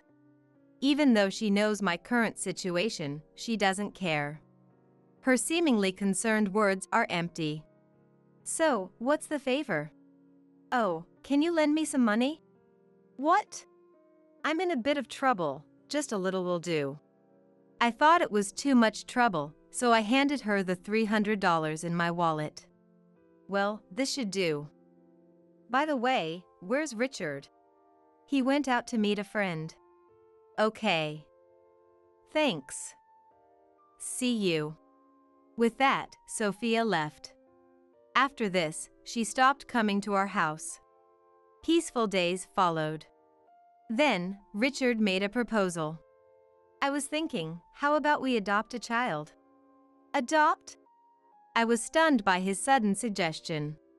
Although we hadn't had a child, it didn't mean it was completely impossible. "I think it might be better than betting on such a low chance." "You might be right." "Of course, we don't have to do it right away, but I'd like you to think about it." "Oh, okay." I was very conflicted. I understood Richard's point, but I still couldn't give up on having our own child. In the end, I spent about a month thinking it through. I waited for Richard to come home and shared my thoughts about adopting a child. What do you think? I thought about it, and maybe you're right.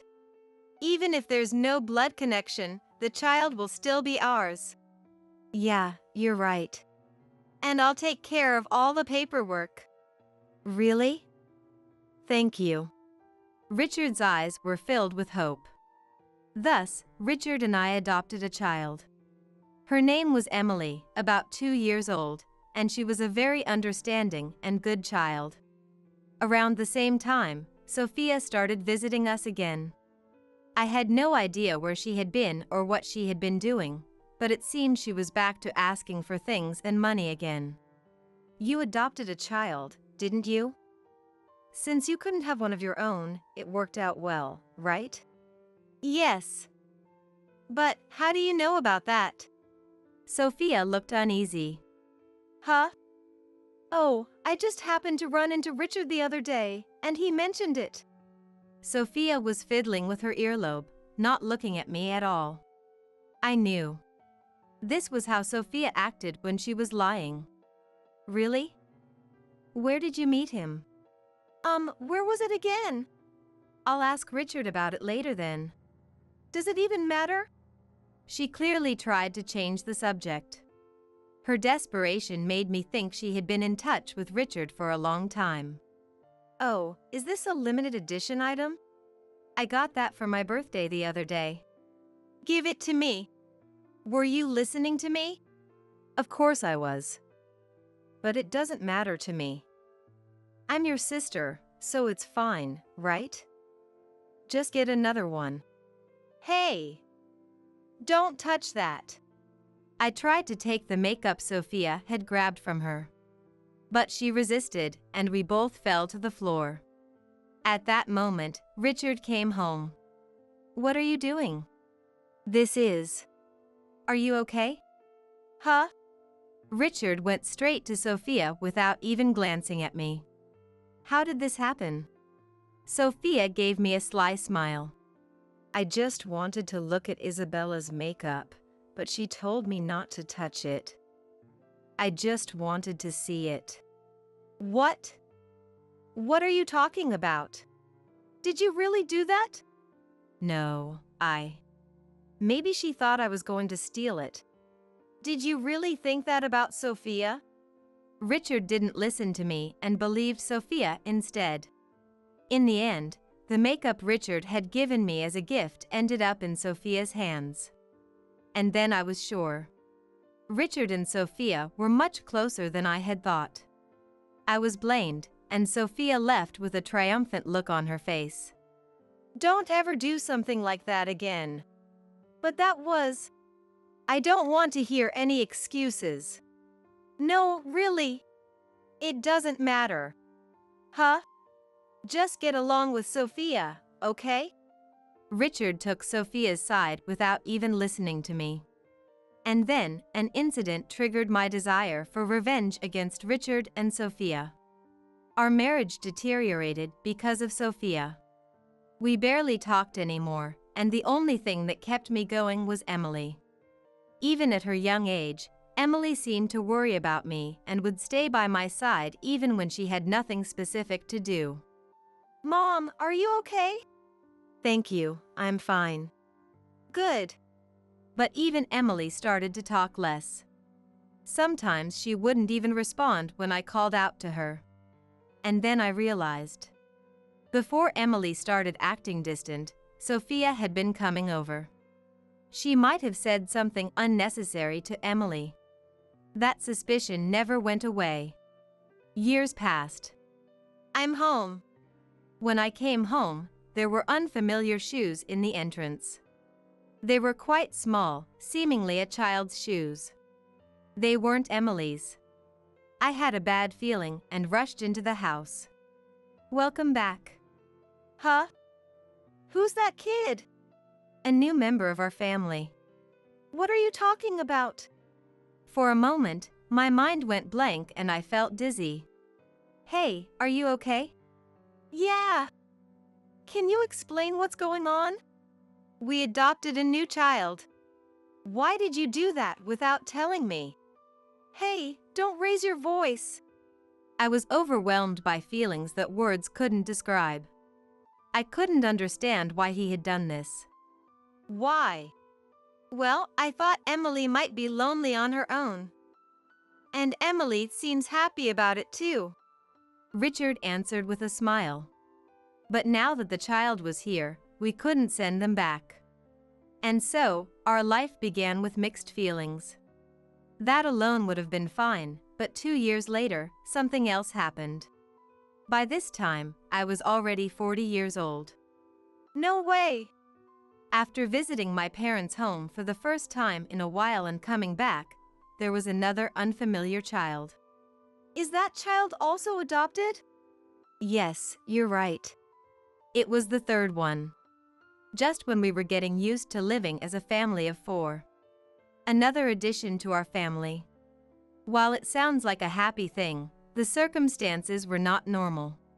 Moreover, Richard was pleased with himself, thinking he was doing a good thing. Let's get along from now on. Thus, our new life with 5 people began. Watching the 3 daughters, they seemed like real sisters. Their faces even looked somewhat similar. This realization hit me again. When Sophia visited. Long time no see, Isabella. Yes, indeed. I braced myself.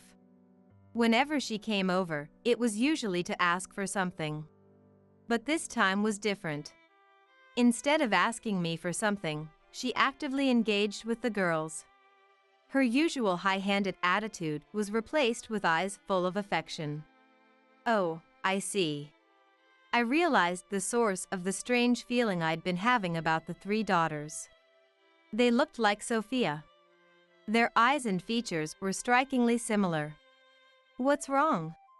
When I look at the girls, they remind me of Sophia. Looking at them like this, they seem more like her children than yours. Richard showed a surprised expression. But he covered it up by making a snide remark to me. I just thought so when you mentioned it. Do you have a problem with that? Not really. Richard's reaction stayed in my mind. And Sophia started coming over every week, taking care of the girls in my place. 3 more years passed, and I was 43. As usual, Sophia was visiting and chatting with the girls. They all touched their earlobes. Huh? I noticed they all have the same habit. Really? Isn't that normal? Here, a thought crossed my mind. It wouldn't be strange if the children were Sophia's. A few days later, I couldn't stop thinking about it, as if I were under a curse. To resolve this, I decided to take action without telling anyone. What are you doing over there? Oh, just cleaning. Over there? Yeah, Well, okay, but hurry up and make dinner. yeah. I was looking for my daughter's hair. It was absolutely necessary. No one should notice. And I also needed to get Sophia's hair. I had never wanted Sophia to come over as much as I did now. Welcome. Sophia came over the next weekend. You're in a good mood, aren't you? Really? I feel the same as usual. I managed to get Sophia's hair as well. It was the time I thought I was ready. Just to be sure, I decided to get Richard's hair too. Then I sent them to a research agency. The cost wasn't cheap, but this time it couldn't be helped. The results arrived after a month. Sophia came over looking different than usual. I have Richard's child. What? So please get a divorce and leave. What are you saying out of the blue? Please. I was shocked that she was pregnant, but I never expected her to ask for a divorce. But if she thought I knew nothing, she was gravely mistaken. At this point, an idea struck me. If you want the divorce so badly, I have conditions. Conditions? They can't be that bad, so fine. Really? I provoked Sophia. Sophia, not one to back down, acted confidently. This was exactly what I intended. There's no way I'll do that. But Sophia didn't understand. This condition would be something she would carry for the rest of her life. I took a deep breath, looked Sophia straight in the eye, and said, "Divorce is fine, but in return, take care of the 3 daughters we've raised." I don't understand. Why would I? They're your children.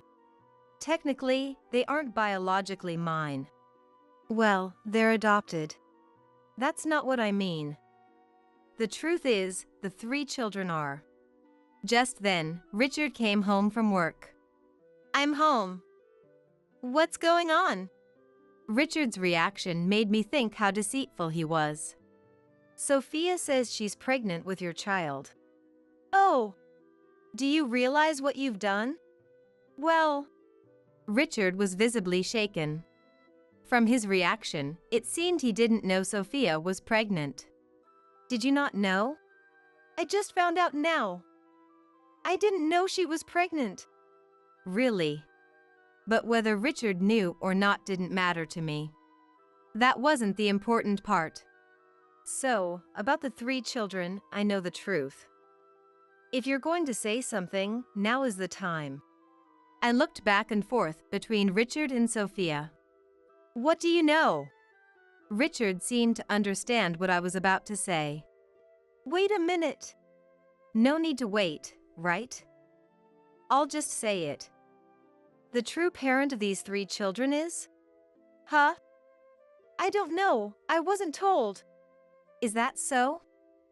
But that's a lie, isn't it? The real parent of the children is you, isn't it? I pointed at Sophia.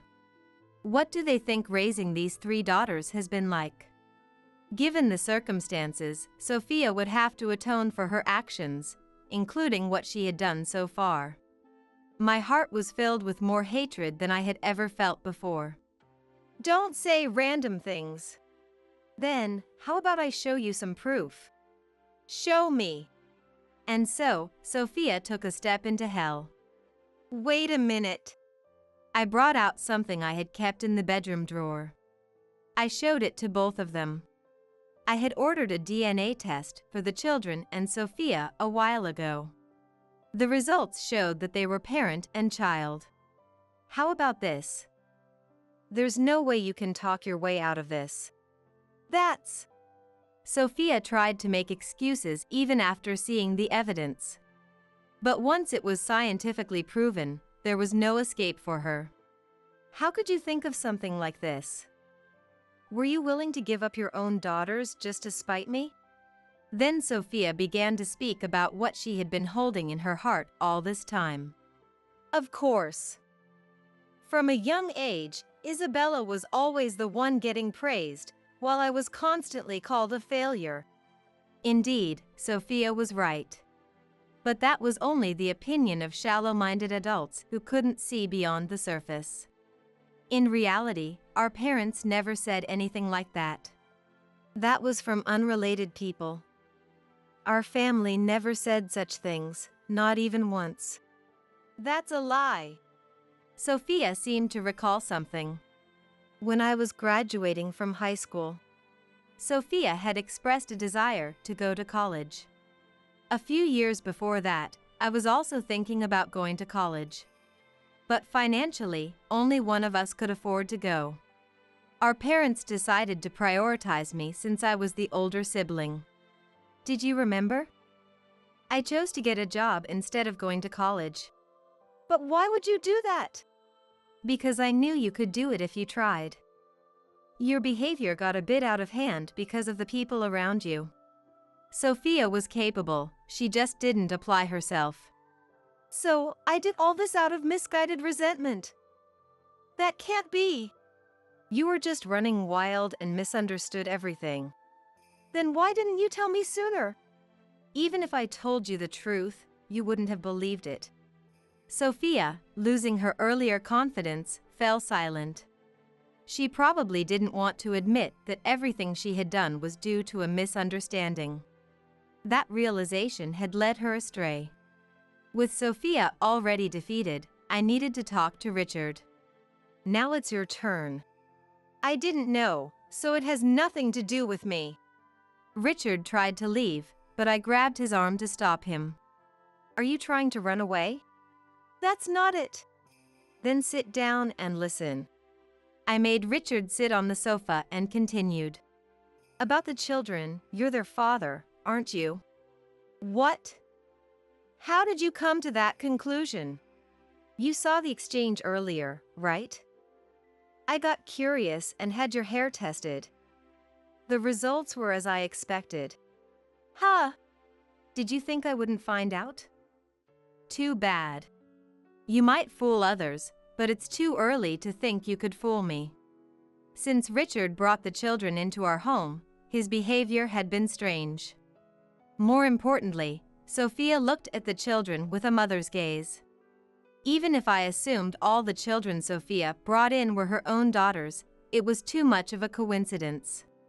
I suspected Richard had some involvement, but I never thought he was the father. Do you have anything to say? Nothing, right? What do you plan to do now? Just as Sophia said, I'll divorce you. It's a clear case of infidelity, but I don't need any settlement money. I see. In exchange, you'll take full custody of the children. All of them? All three? Yes, all three. Are you okay with that? I always tried to raise them as if they were my real daughters. Even though they sometimes ignored me, they were still my precious girls. But my mind was made up.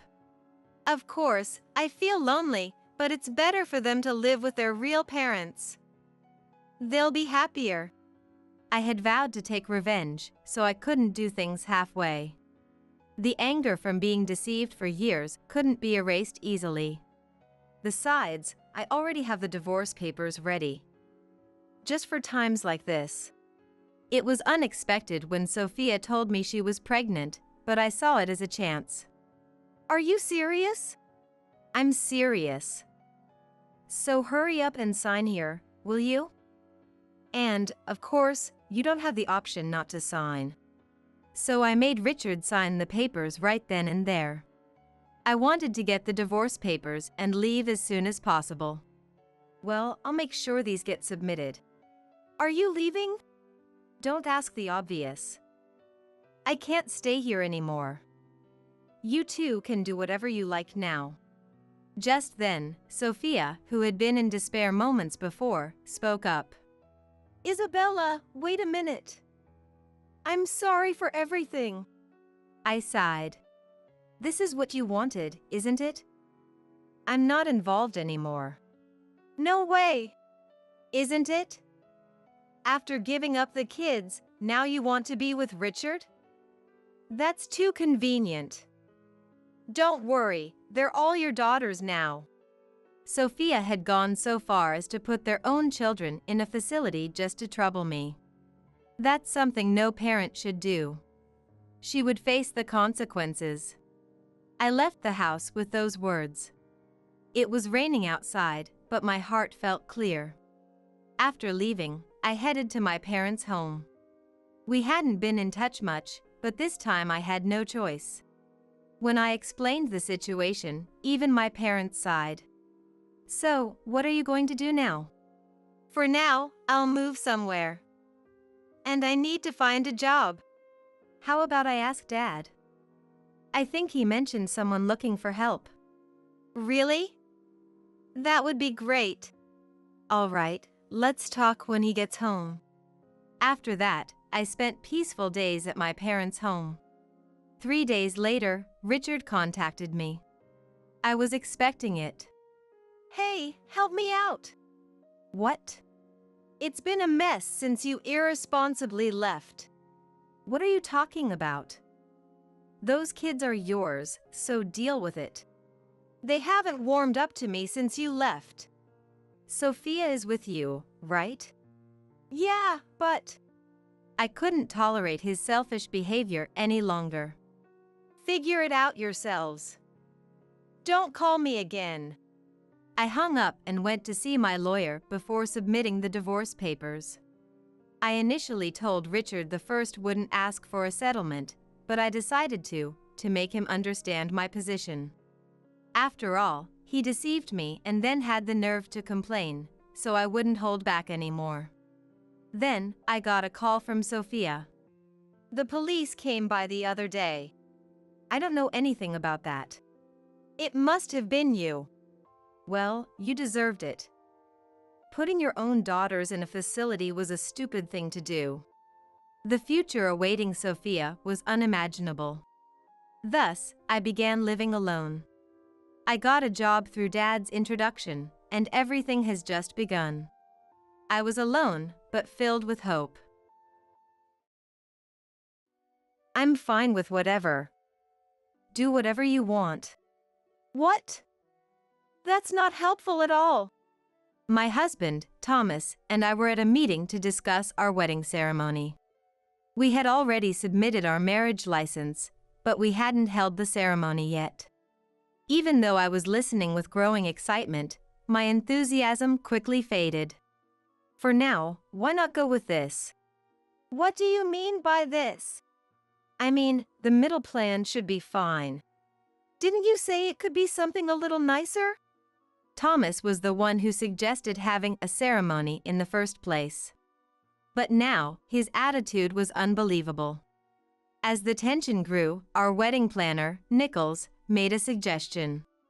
In that case, the quality of the meal could be reduced a bit, and instead, we could increase the number of events. Nichols explained the alternative plan politely, but Thomas showed no interest. Let's go with that. Is that okay with you?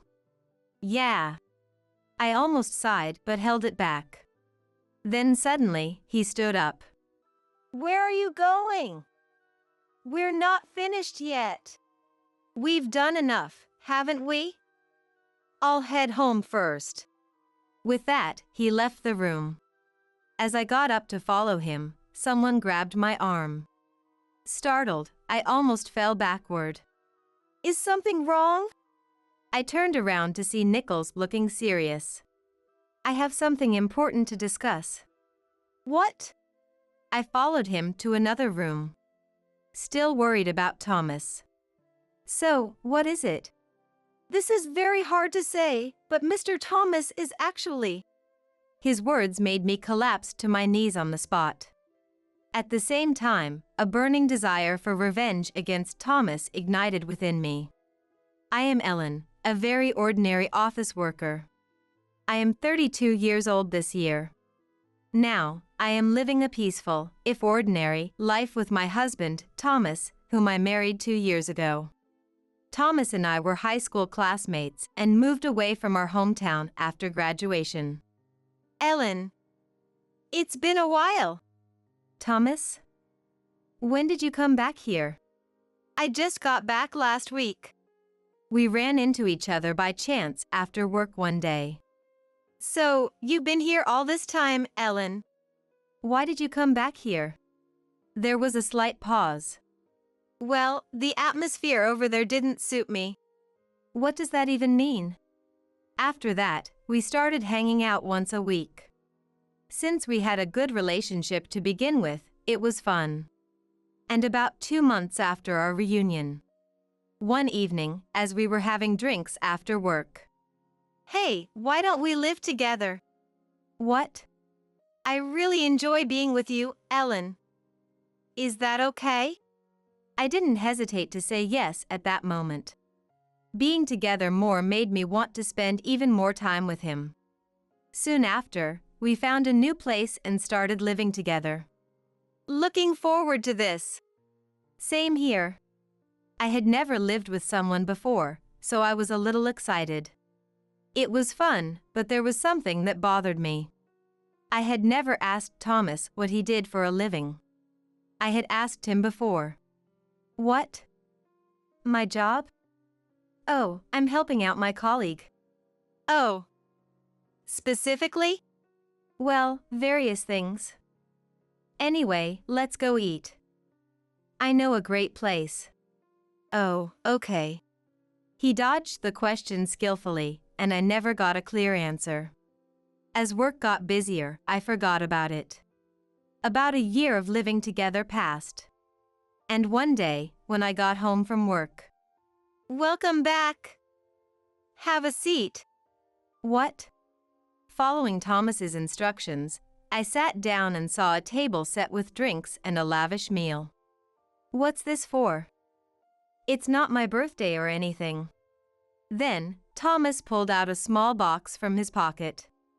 Seeing it, my heart raced with anticipation. Will you marry me? I think it's about time. Yes. I'd love to. But this turned out to be the wrong choice for me. I was over the moon about being proposed to. Then, Thomas looked apologetic. Is something wrong? Could we wait to have the wedding? A wedding? Well, I'm not really particular about it, so we can think about it later. Really? Thank you.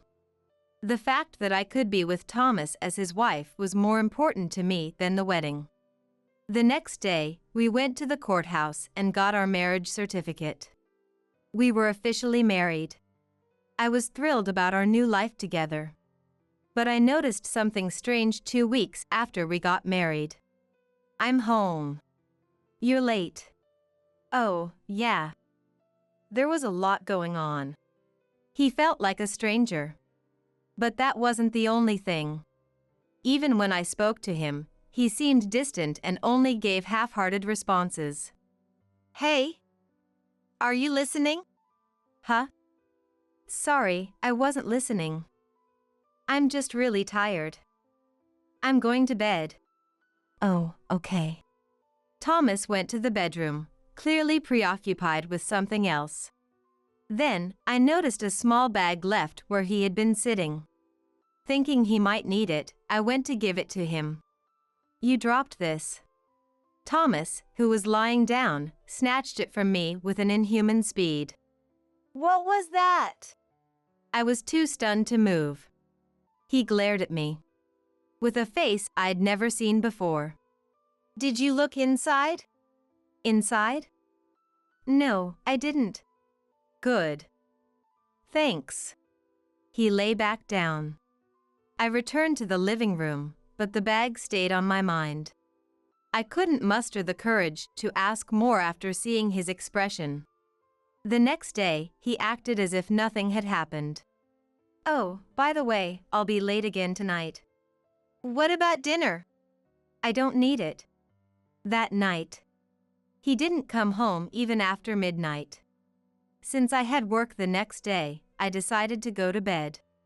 Then, I heard the front door open and a thud. Rushing to the entrance, I found Thomas collapsed. Are you okay? Huh? Thomas was so drunk he couldn't even speak properly. There was a strange sweet, almost pungent smell coming from him.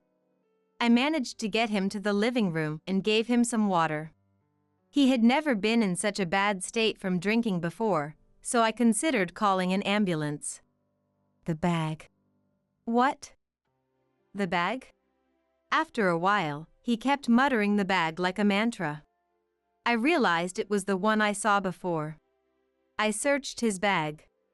Just as I was about to take out the bag. What are you doing? Startled by his sudden clear shout, I dropped the bag in surprise. What do you think you're doing? You said the bag. Don't do things on your own. I was getting annoyed at being unfairly blamed. You said the bag, didn't you? What's even in it? It's none of your business. If it's so important, why don't you keep it in a safe or something? The next moment, I felt pain in my cheek. I touched my cheek, not understanding what had happened. When I looked at Thomas, his eyes were bloodshot. It's because you keep meddling. If you do this again, it won't end with just this. The intensity of his anger left me speechless. He stood up, staggered, and left the house. I was left alone, rubbing my slapped cheek. After that, he started coming home less and less. He would return when I was leaving for work. Oh, heading to work now?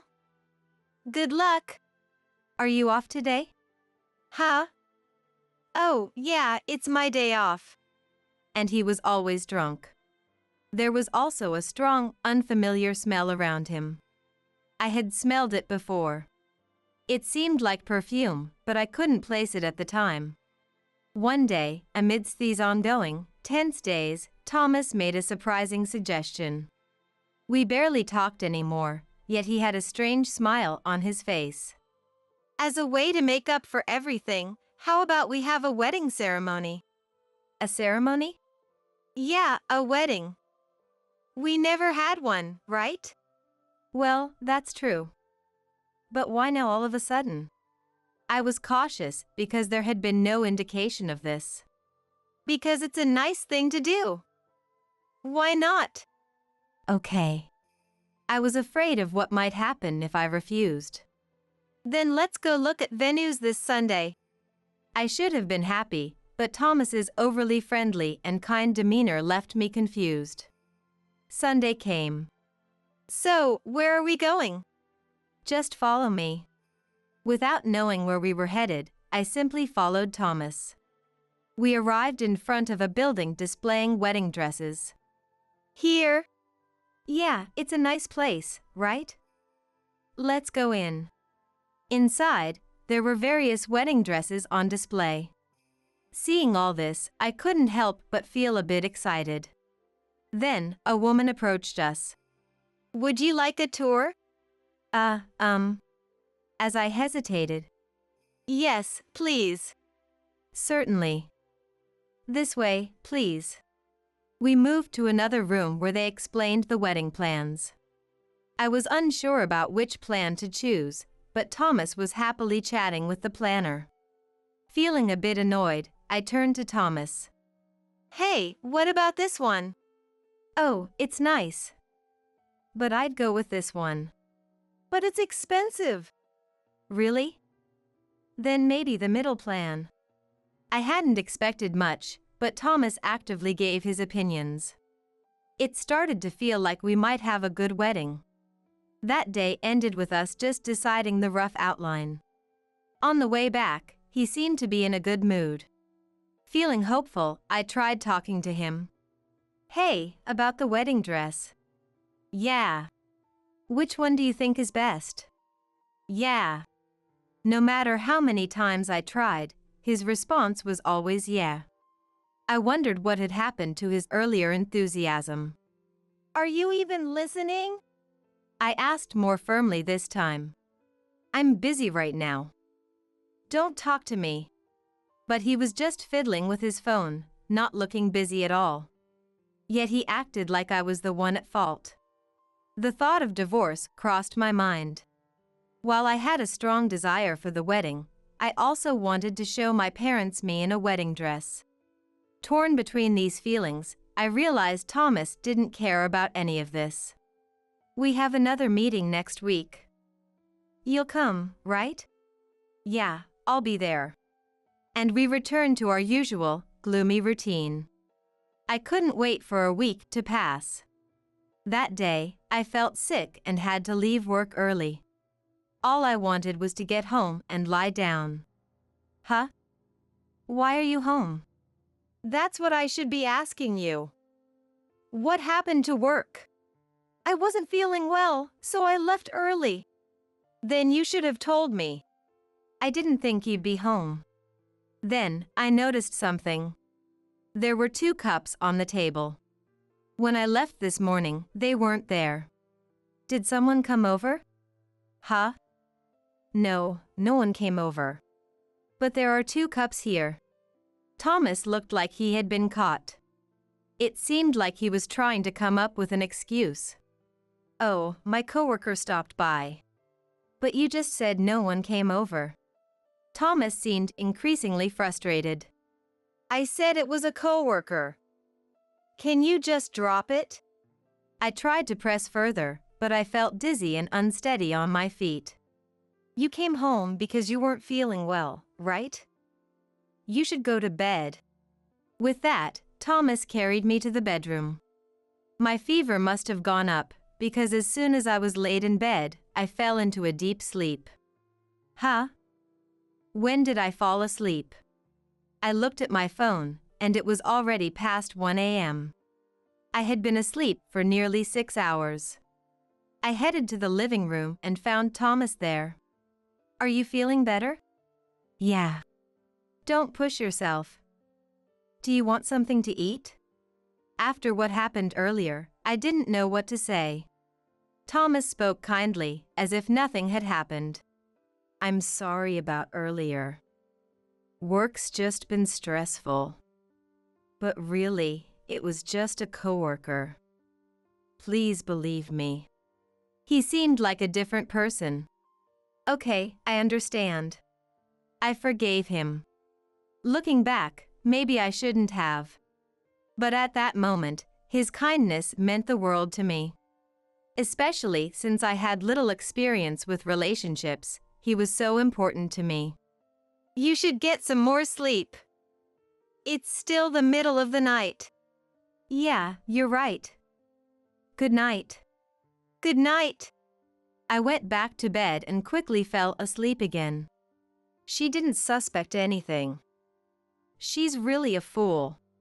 I thought I heard Thomas talking to someone, but I soon drifted off again. We have another wedding planning session on Sunday. Are you okay with that? Yeah. It's fine.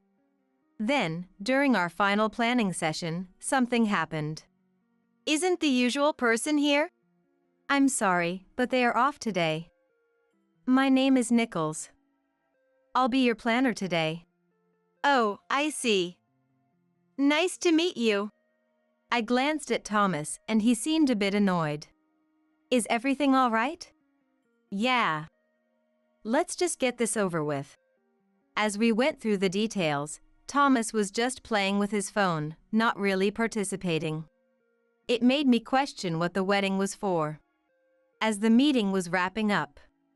So, shall we proceed like this? Yes, thank you. I asked Thomas for his agreement. Is this okay? Whatever. You decide. Huh? That's not helpful at all. My excitement deflated quickly. Just keep it simple. Simple? What's simple? Not too fancy. It doesn't need to be extravagant. What? We've already made all the plans. Now you want to change them? You said you didn't want anything expensive, right? Originally, it was Thomas who suggested having the ceremony. But now, I can't believe his attitude. As the tension grew, our planner Nichols made a suggestion. If we lower the grade of the meal, we can increase the number of events. He politely offered an alternative, but he showed no interest. Let's go with that. It's fine, right? Yeah. I almost sighed but held it in. Then, Thomas suddenly stood up. Where are you going? We're not done yet. It's enough already, isn't it? I'm heading home first. Wait! But Thomas ignored me and left. What is wrong with him? I'm sorry. I'll bring him back. As I stood up to chase Thomas, my arm was grabbed. I nearly fell backward from the sudden pull. Yes. When I turned around, the planner Nichols, who had been smiling earlier, now had a serious expression. I have something important to discuss. Important? What is it? This isn't the place for it. Please come with me. Following Nichols' lead, I moved to another room. I was concerned about Thomas leaving, but this seemed more urgent. Nichols began to speak slowly. His expression looked almost apologetic. So, what's the matter? It's very hard to say, but actually, Mr. Thomas has been up to something not good. Not good. Last week, when we were fitting the outfits, I overheard a conversation. I was curious and went to check. He seemed hesitant to continue. Seeing this, I felt I needed to be brave and listen. Please, tell me. All right. When I looked, he was talking to one of our employees, Ingram, who was handling your case until last week. What? I don't think their relationship is recent. They even kissed. What? I fell to my knees at his words. Why? Though I'd suspected infidelity before, I never imagined it would be with our wedding planner. No, I couldn't have noticed. Are you okay? Yes. He offered me a hand. And it wasn't just the secret he was hiding. At that moment, a desire for revenge ignited within me. Thank you for telling me. What will you do? Of course, revenge. But don't worry. I won't trouble you. I went straight home. I called Thomas on the way, but he didn't answer. He wasn't home, so I waited for him. And then, I saw that bag on the table. Seeing it, I thought this was my chance. An hour later. Why are you so flustered? Oh, it's nothing. The moment he got home, he was restless and looking for something. Of course, I knew what it was. Is this what you're looking for? You had it? Honestly, I was scared, but my anger was stronger. I know what this is. The wedding planner Nichols told me. Nichols? Who's that? The person who handled us today. She heard you talking with Ingram. What did she hear? Everything. About you kissing Ingram and planning to swindle me by pretending we were going to have a wedding. Earlier, I heard from Nichols that Thomas and Ingram were planning to steal money together. Upon hearing this, he began to tremble slightly. So, you found out, huh? What are you laughing at? Even if you know now, you can't escape from me. I held my mobile phone in my hand, ready to call the police if necessary. There's no use threatening me anymore. Just give it to me. No way. Do you really think it's okay to get involved in something like this? Shut up. Just hand it over. Thomas, clearly frustrated to the max, threw something at me from nearby. Luckily, his aim was off, and it didn't hit me. Then I called the police. Hey! What are you doing? Of course, I'm calling the police. You're the one who can't escape, Thomas. You should run away, or do you want this? Don't mess with me. He tried to come at me, but tripped over the mess he had made in the room. Taking advantage of this, I ran into the bathroom. I locked myself in the bathroom and called the police. Open up! There's no way I'm opening this door. Thomas desperately tried to open the door, pounding and kicking it. Even though I was in the bathroom, I wasn't sure how long it would be safe. Then, I quietly checked the contents of the bag. There were still some uncertainties about what Nichols had told me. Sure enough, inside were dried plant fragments and some unfamiliar apparatus. There was also a sweet smell coming from it. I realized this was the smell I had noticed from him before. After about 15 minutes, I heard the front door open and someone entered. It seemed the police had arrived. Hey! Let go! Don't touch me! Outside the bathroom, there seemed to be a struggle between the police and Thomas. Then, everything went quiet and there was a knock on the door. Are you okay? Yes. We've restrained him, so you can come out now. As I exited the bathroom, I saw Thomas in the living room, surrounded by police officers, looking downcast. I handed the bag Thomas had to the police. This is what he was carrying. Thank you. The police checked the contents and contacted someone. Soon after, more police arrived. Is this Mr. Thomas's item? Yes, he always carried it around like it was important. Then, right in front of Thomas, they began testing the contents. They put some of the plant fragments into a test tube, and it changed from clear to a purplish-blue color. At 5:34 p.m., you are being arrested for violation of drug use. Right before my eyes, Thomas was handcuffed. Strangely, I didn't feel sad at all.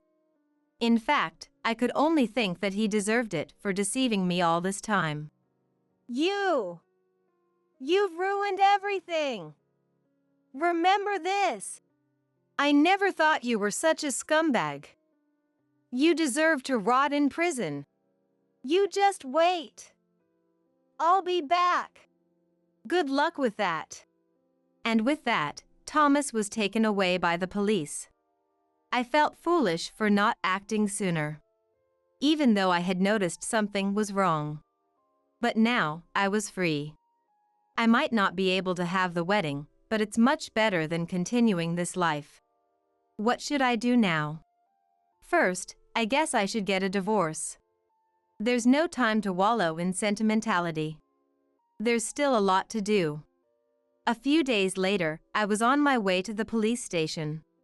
The police had contacted me, and I needed to be tested as well. Of course, the result was negative. You can visit him now if you'd like. What would you like to do? Of course, I will. All right. I'll get back to you with the schedule details. I felt a bit excited. I was eager to know how things had progressed since then. And finally, a week later, the chance to meet face-to-face arrived. When I entered the visitation room, Thomas was a shadow of his former self. Good to see you. You look well. This is what you call looking well? So, why are you here? It's just an update. I'm currently finalizing our divorce. Also, I'm filing for alimony. Alimony? Yes. Because you were cheating, remember? Do you have proof? You'll find out soon enough. That's all I wanted to say. Get out of here! As I left the visitation room, I couldn't help but laugh. How far someone can fall after getting involved with drugs. Later, I heard from the police that the wedding planner, Ingram, had been arrested. They found the same kind of bag in her room. During interrogation, she was quite talkative, saying Thomas had introduced her to marijuana. In the end, she even admitted to the affair. The mystery of the 2 glasses was also solved. Now, I have to proceed with the alimony claim. The alimony claim was successfully recognized. Thanks to my lawyer, the divorce was finalized, and I was finally free. Since I originally leased the apartment, I terminated the contract and disposed of all of Thomas's belongings. With this, I'm considering moving. But before that, there's one place I need to go. It's been a while, Miss Nichols. You are. Thank you so much for your help last time. It was all thanks to you, Nichols. I didn't really do anything. You really saved me. And what about your husband? Of course, we divorced. If I ever plan to get married again, I'll come here. With that, I left the store. I later learned that before coming back here, he had been arrested for drugs again. Because of this, he received a prison sentence and is now behind bars. Knowing this, I can't help but laugh. I hope he never gets out. From now on, I will start a new life in a new place. Even though I am alone, I don't feel lonely. In fact, I'm looking forward to it immensely. My younger sister, Nancy, noticed me at the airport and smiled as she said, I wish you could have come to my wedding, Rolla. Her words dripped with sarcasm, and there was a reason for it. She had claimed she was pregnant with my husband Ben's child and had taken him away from me. Marrying a pilot must be a point of pride for her. Especially since she had taken him from her nagging sister while we were living together, the sense of superiority must be immense. Like a spiteful jab at me, they had a grand wedding and bragged about their plans to move overseas. Now, Nancy was waiting for a flight to go abroad, supposedly to scout for their new home. She was carrying a large rolling suitcase and a duffel bag, clearly in high spirits. On the other hand, I came to the airport almost empty-handed, ready to leave as soon as I finished the task I had mentioned over the phone. I made sure to travel light so I could head home quickly once it was done. Maybe she wanted to see me sulking, but I wasn't just going to stand there silently. I knew Ben's character better than anyone, having been with him far longer. Feigning indifference, I handed Nancy an envelope containing some crucial information. Here, you forgot this, I said, presenting it as a gift. My name is Rolla. I come from a coastal area, and I'm a 40-year-old housewife married to a pilot. We don't have children, so it's just the two of us living together. My husband Ben is 47, and we met at a party arranged by a mutual friend. At the time, I had just left my parents' home and was in my mid-20s, not really thinking about marriage, just attending various parties to meet new people. I believed that the more men I met, the better my chances of building a happy family. I was never one to fall in love at first sight, so I tended to prioritize personality over looks when dating, though I had a weakness for persistence. Ben's first impression was that of a man familiar with women. He was good at keeping the mood lively and seemed very friendly, though there was a hint of ulterior motives in his attentiveness. I didn't expect to have anything to do with him in the future, but life is full of surprises. Ben persistently pursued me, and after one dinner together, I found myself in a relationship which has now lasted over 10 years. Friends who have known me for a long time often say they never imagined I would end up with someone like Ben, and I feel the same way. True to my initial impression, Ben often spent time with other women before we got married.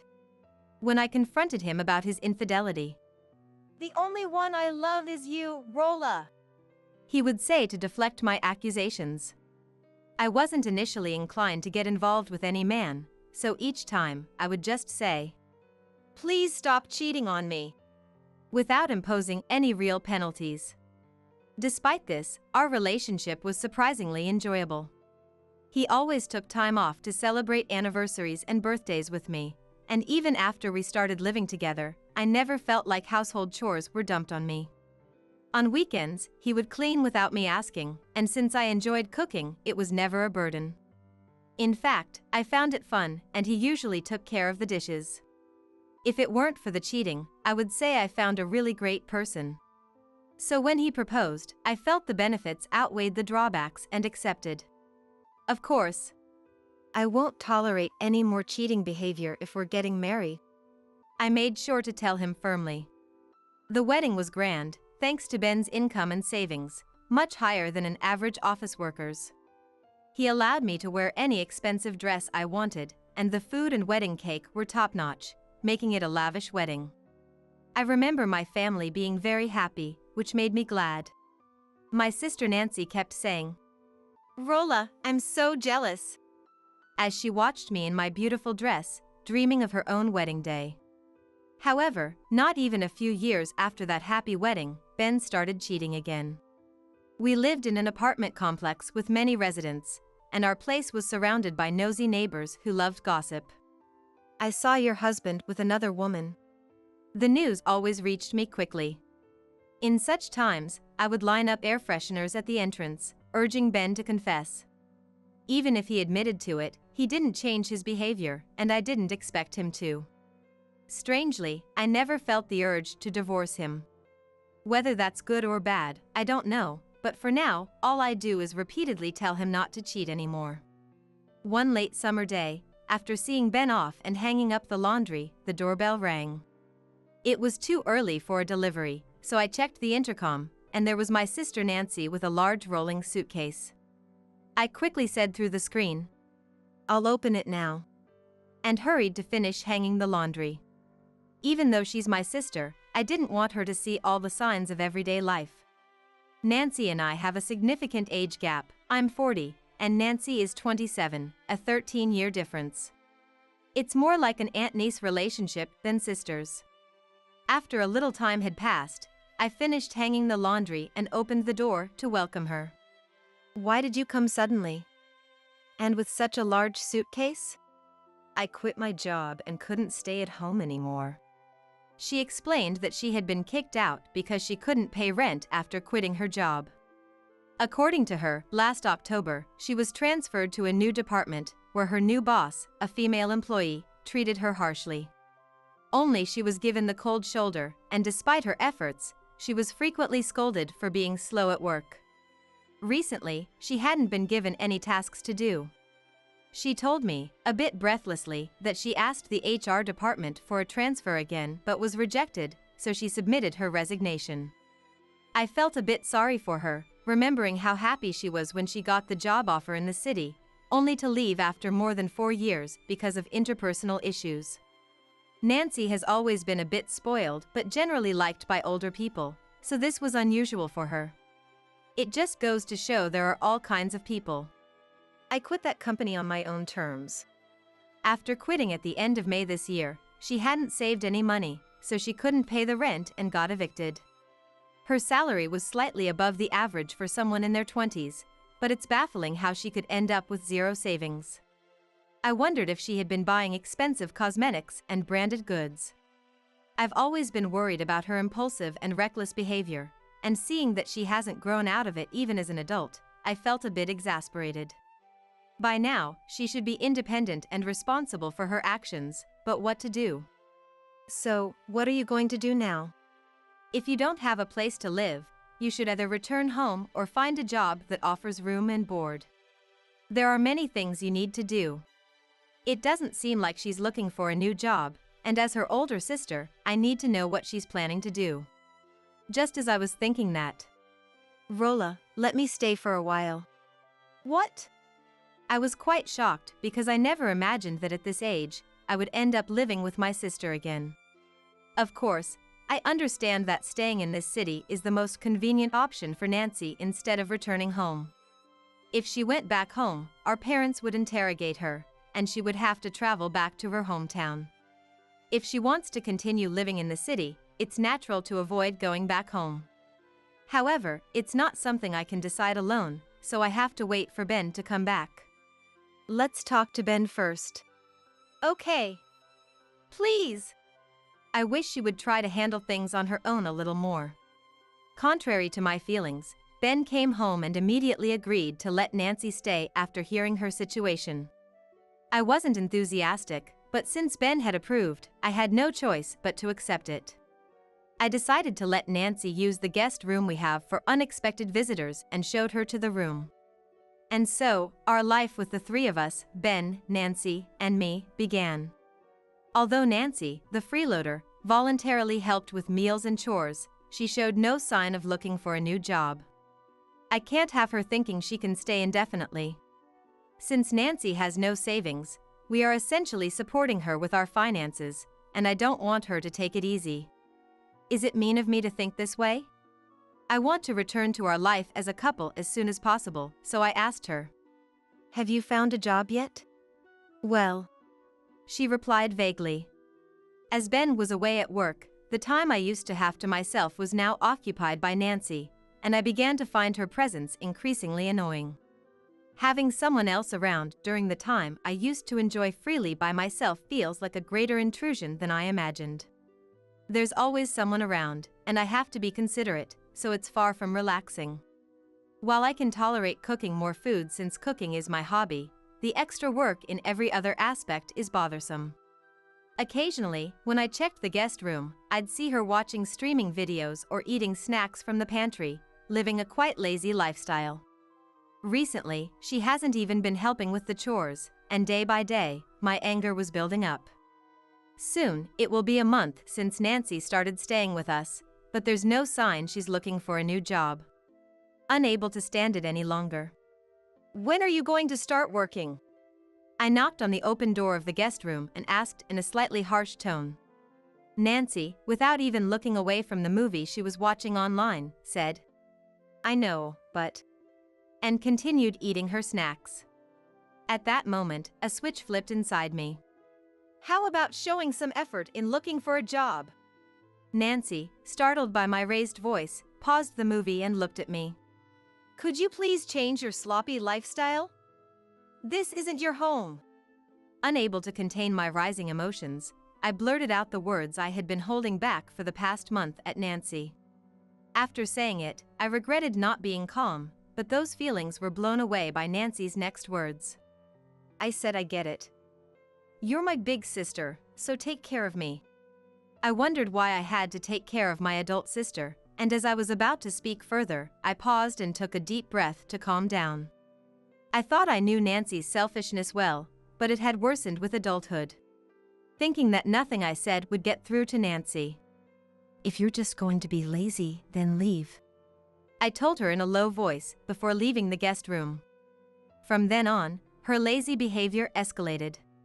She started using the guest room as if it were her own, eating the snacks I had bought without throwing away the trash, and leaving her clothes and used items lying around.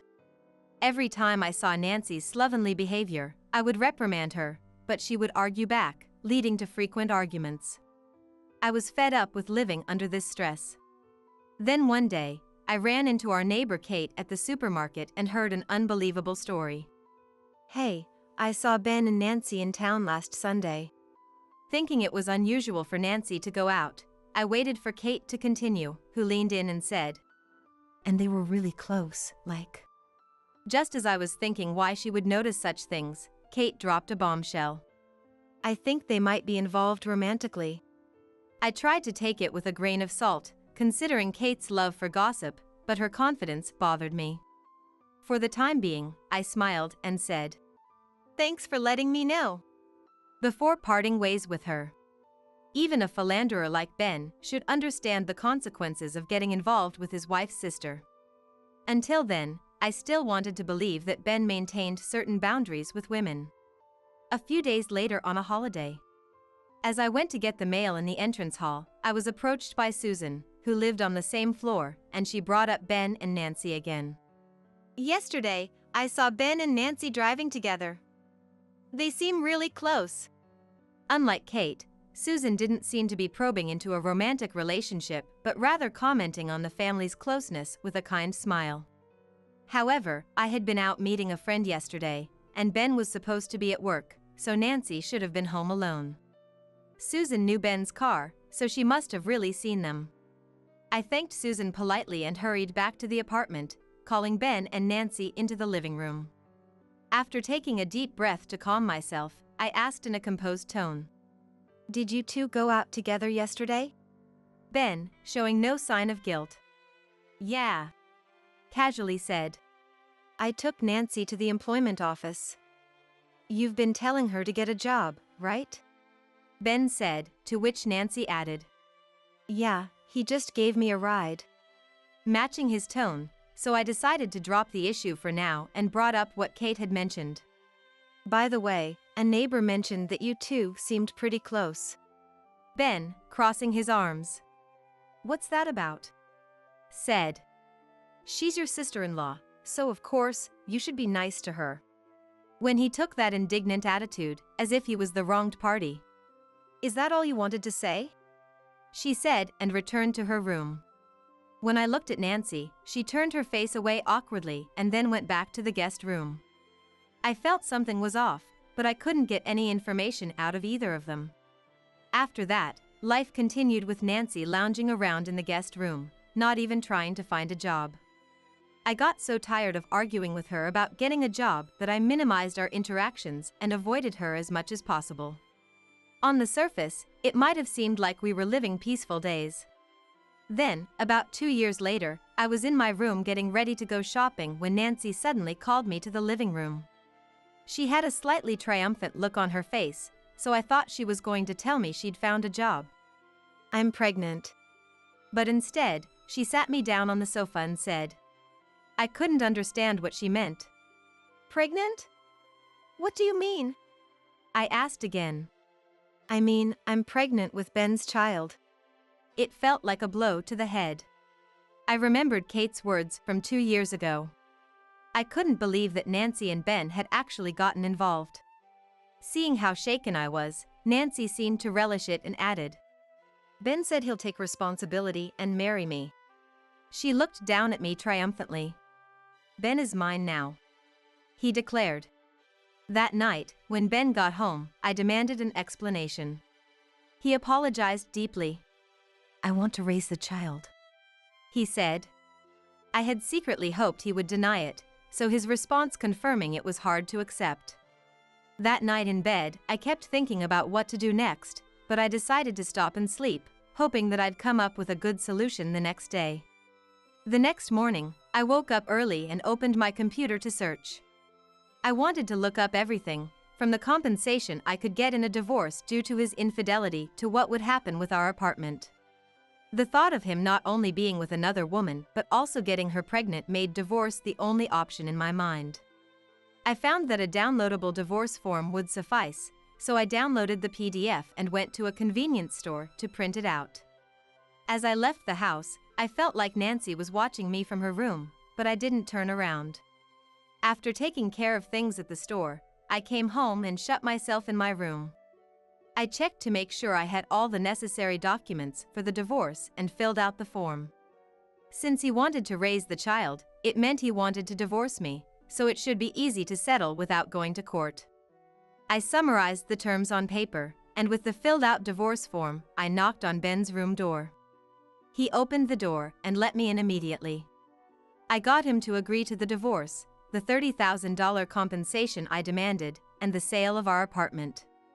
I wondered how he and Nancy planned to support themselves, but I didn't care enough about the two traitors to change my demands. After the apartment was sold, we started living separate lives, but soon Nancy called me with a snide tone. We're going to have an even more luxurious wedding than Rolla had, just the two of us. I honestly didn't care at all and said, good for you. But Nancy continued. We're moving abroad too. She sounded so excited that it was palpable even over the phone. She probably thinks she took Ben from me. It's funny to think she's going on a trip before moving overseas without really knowing Ben. Actually, Ben was fired 2 months before Nancy announced her pregnancy. At that time, he still had enough savings to get by, so I didn't feel the need to tell Nancy, and it seems Ben also kept it a secret. The reason, as you can guess, is a woman. He was caught having an affair with a married flight attendant and was fired for it. He also had to pay a large settlement to the flight attendant's husband. On top of that, he paid me compensation, so most of Ben's savings are likely gone. I never thought my decision to let him be, thinking he had learned his lesson, would allow me to get back at Nancy like this. Life is full of surprises. It's really foolish of her to call me with snide remarks without knowing anything. When I asked when they were leaving for their trip, Nancy said it was the day after tomorrow. So, I'll bring over the things that got mixed up, I said and hung up. On the day of their departure, I headed to the airport and looked around for Nancy. After walking a bit, I spotted her alone in front of a cafe in the airport. Nancy noticed me and, Rolla! she called out, immediately following with, "Why didn't you come to the wedding?" With a sarcastic tone. I replied, "More importantly," and got to the point. "Here, this is Ben's." I handed her an envelope. "What's this?" Nancy's face changed color as she opened it. "Your husband Ben is not a pilot, he's unemployed now." Nancy started to tremble and glared at me. Stop lying! She shouted. "I bet there's almost nothing left of his savings." But I calmly said. I explained the whole situation to Nancy in detail. She began shouting, I can't believe it! drawing cold stares from passersby as she stormed off. Really, thinking she could get happiness easily is a big mistake. I murmured to myself, feeling a bit relieved as I left the airport. After that, I used the compensation and proceeds from selling my house to open a bistro in a town away from the city, making use of my love for cooking. It's not fancy, but the locals love it, and business is decent. As for Nancy and Ben, it seems they're both having a hard time. Nancy returned to her parents' home when she gave birth, seeking help, but left the baby there and disappeared.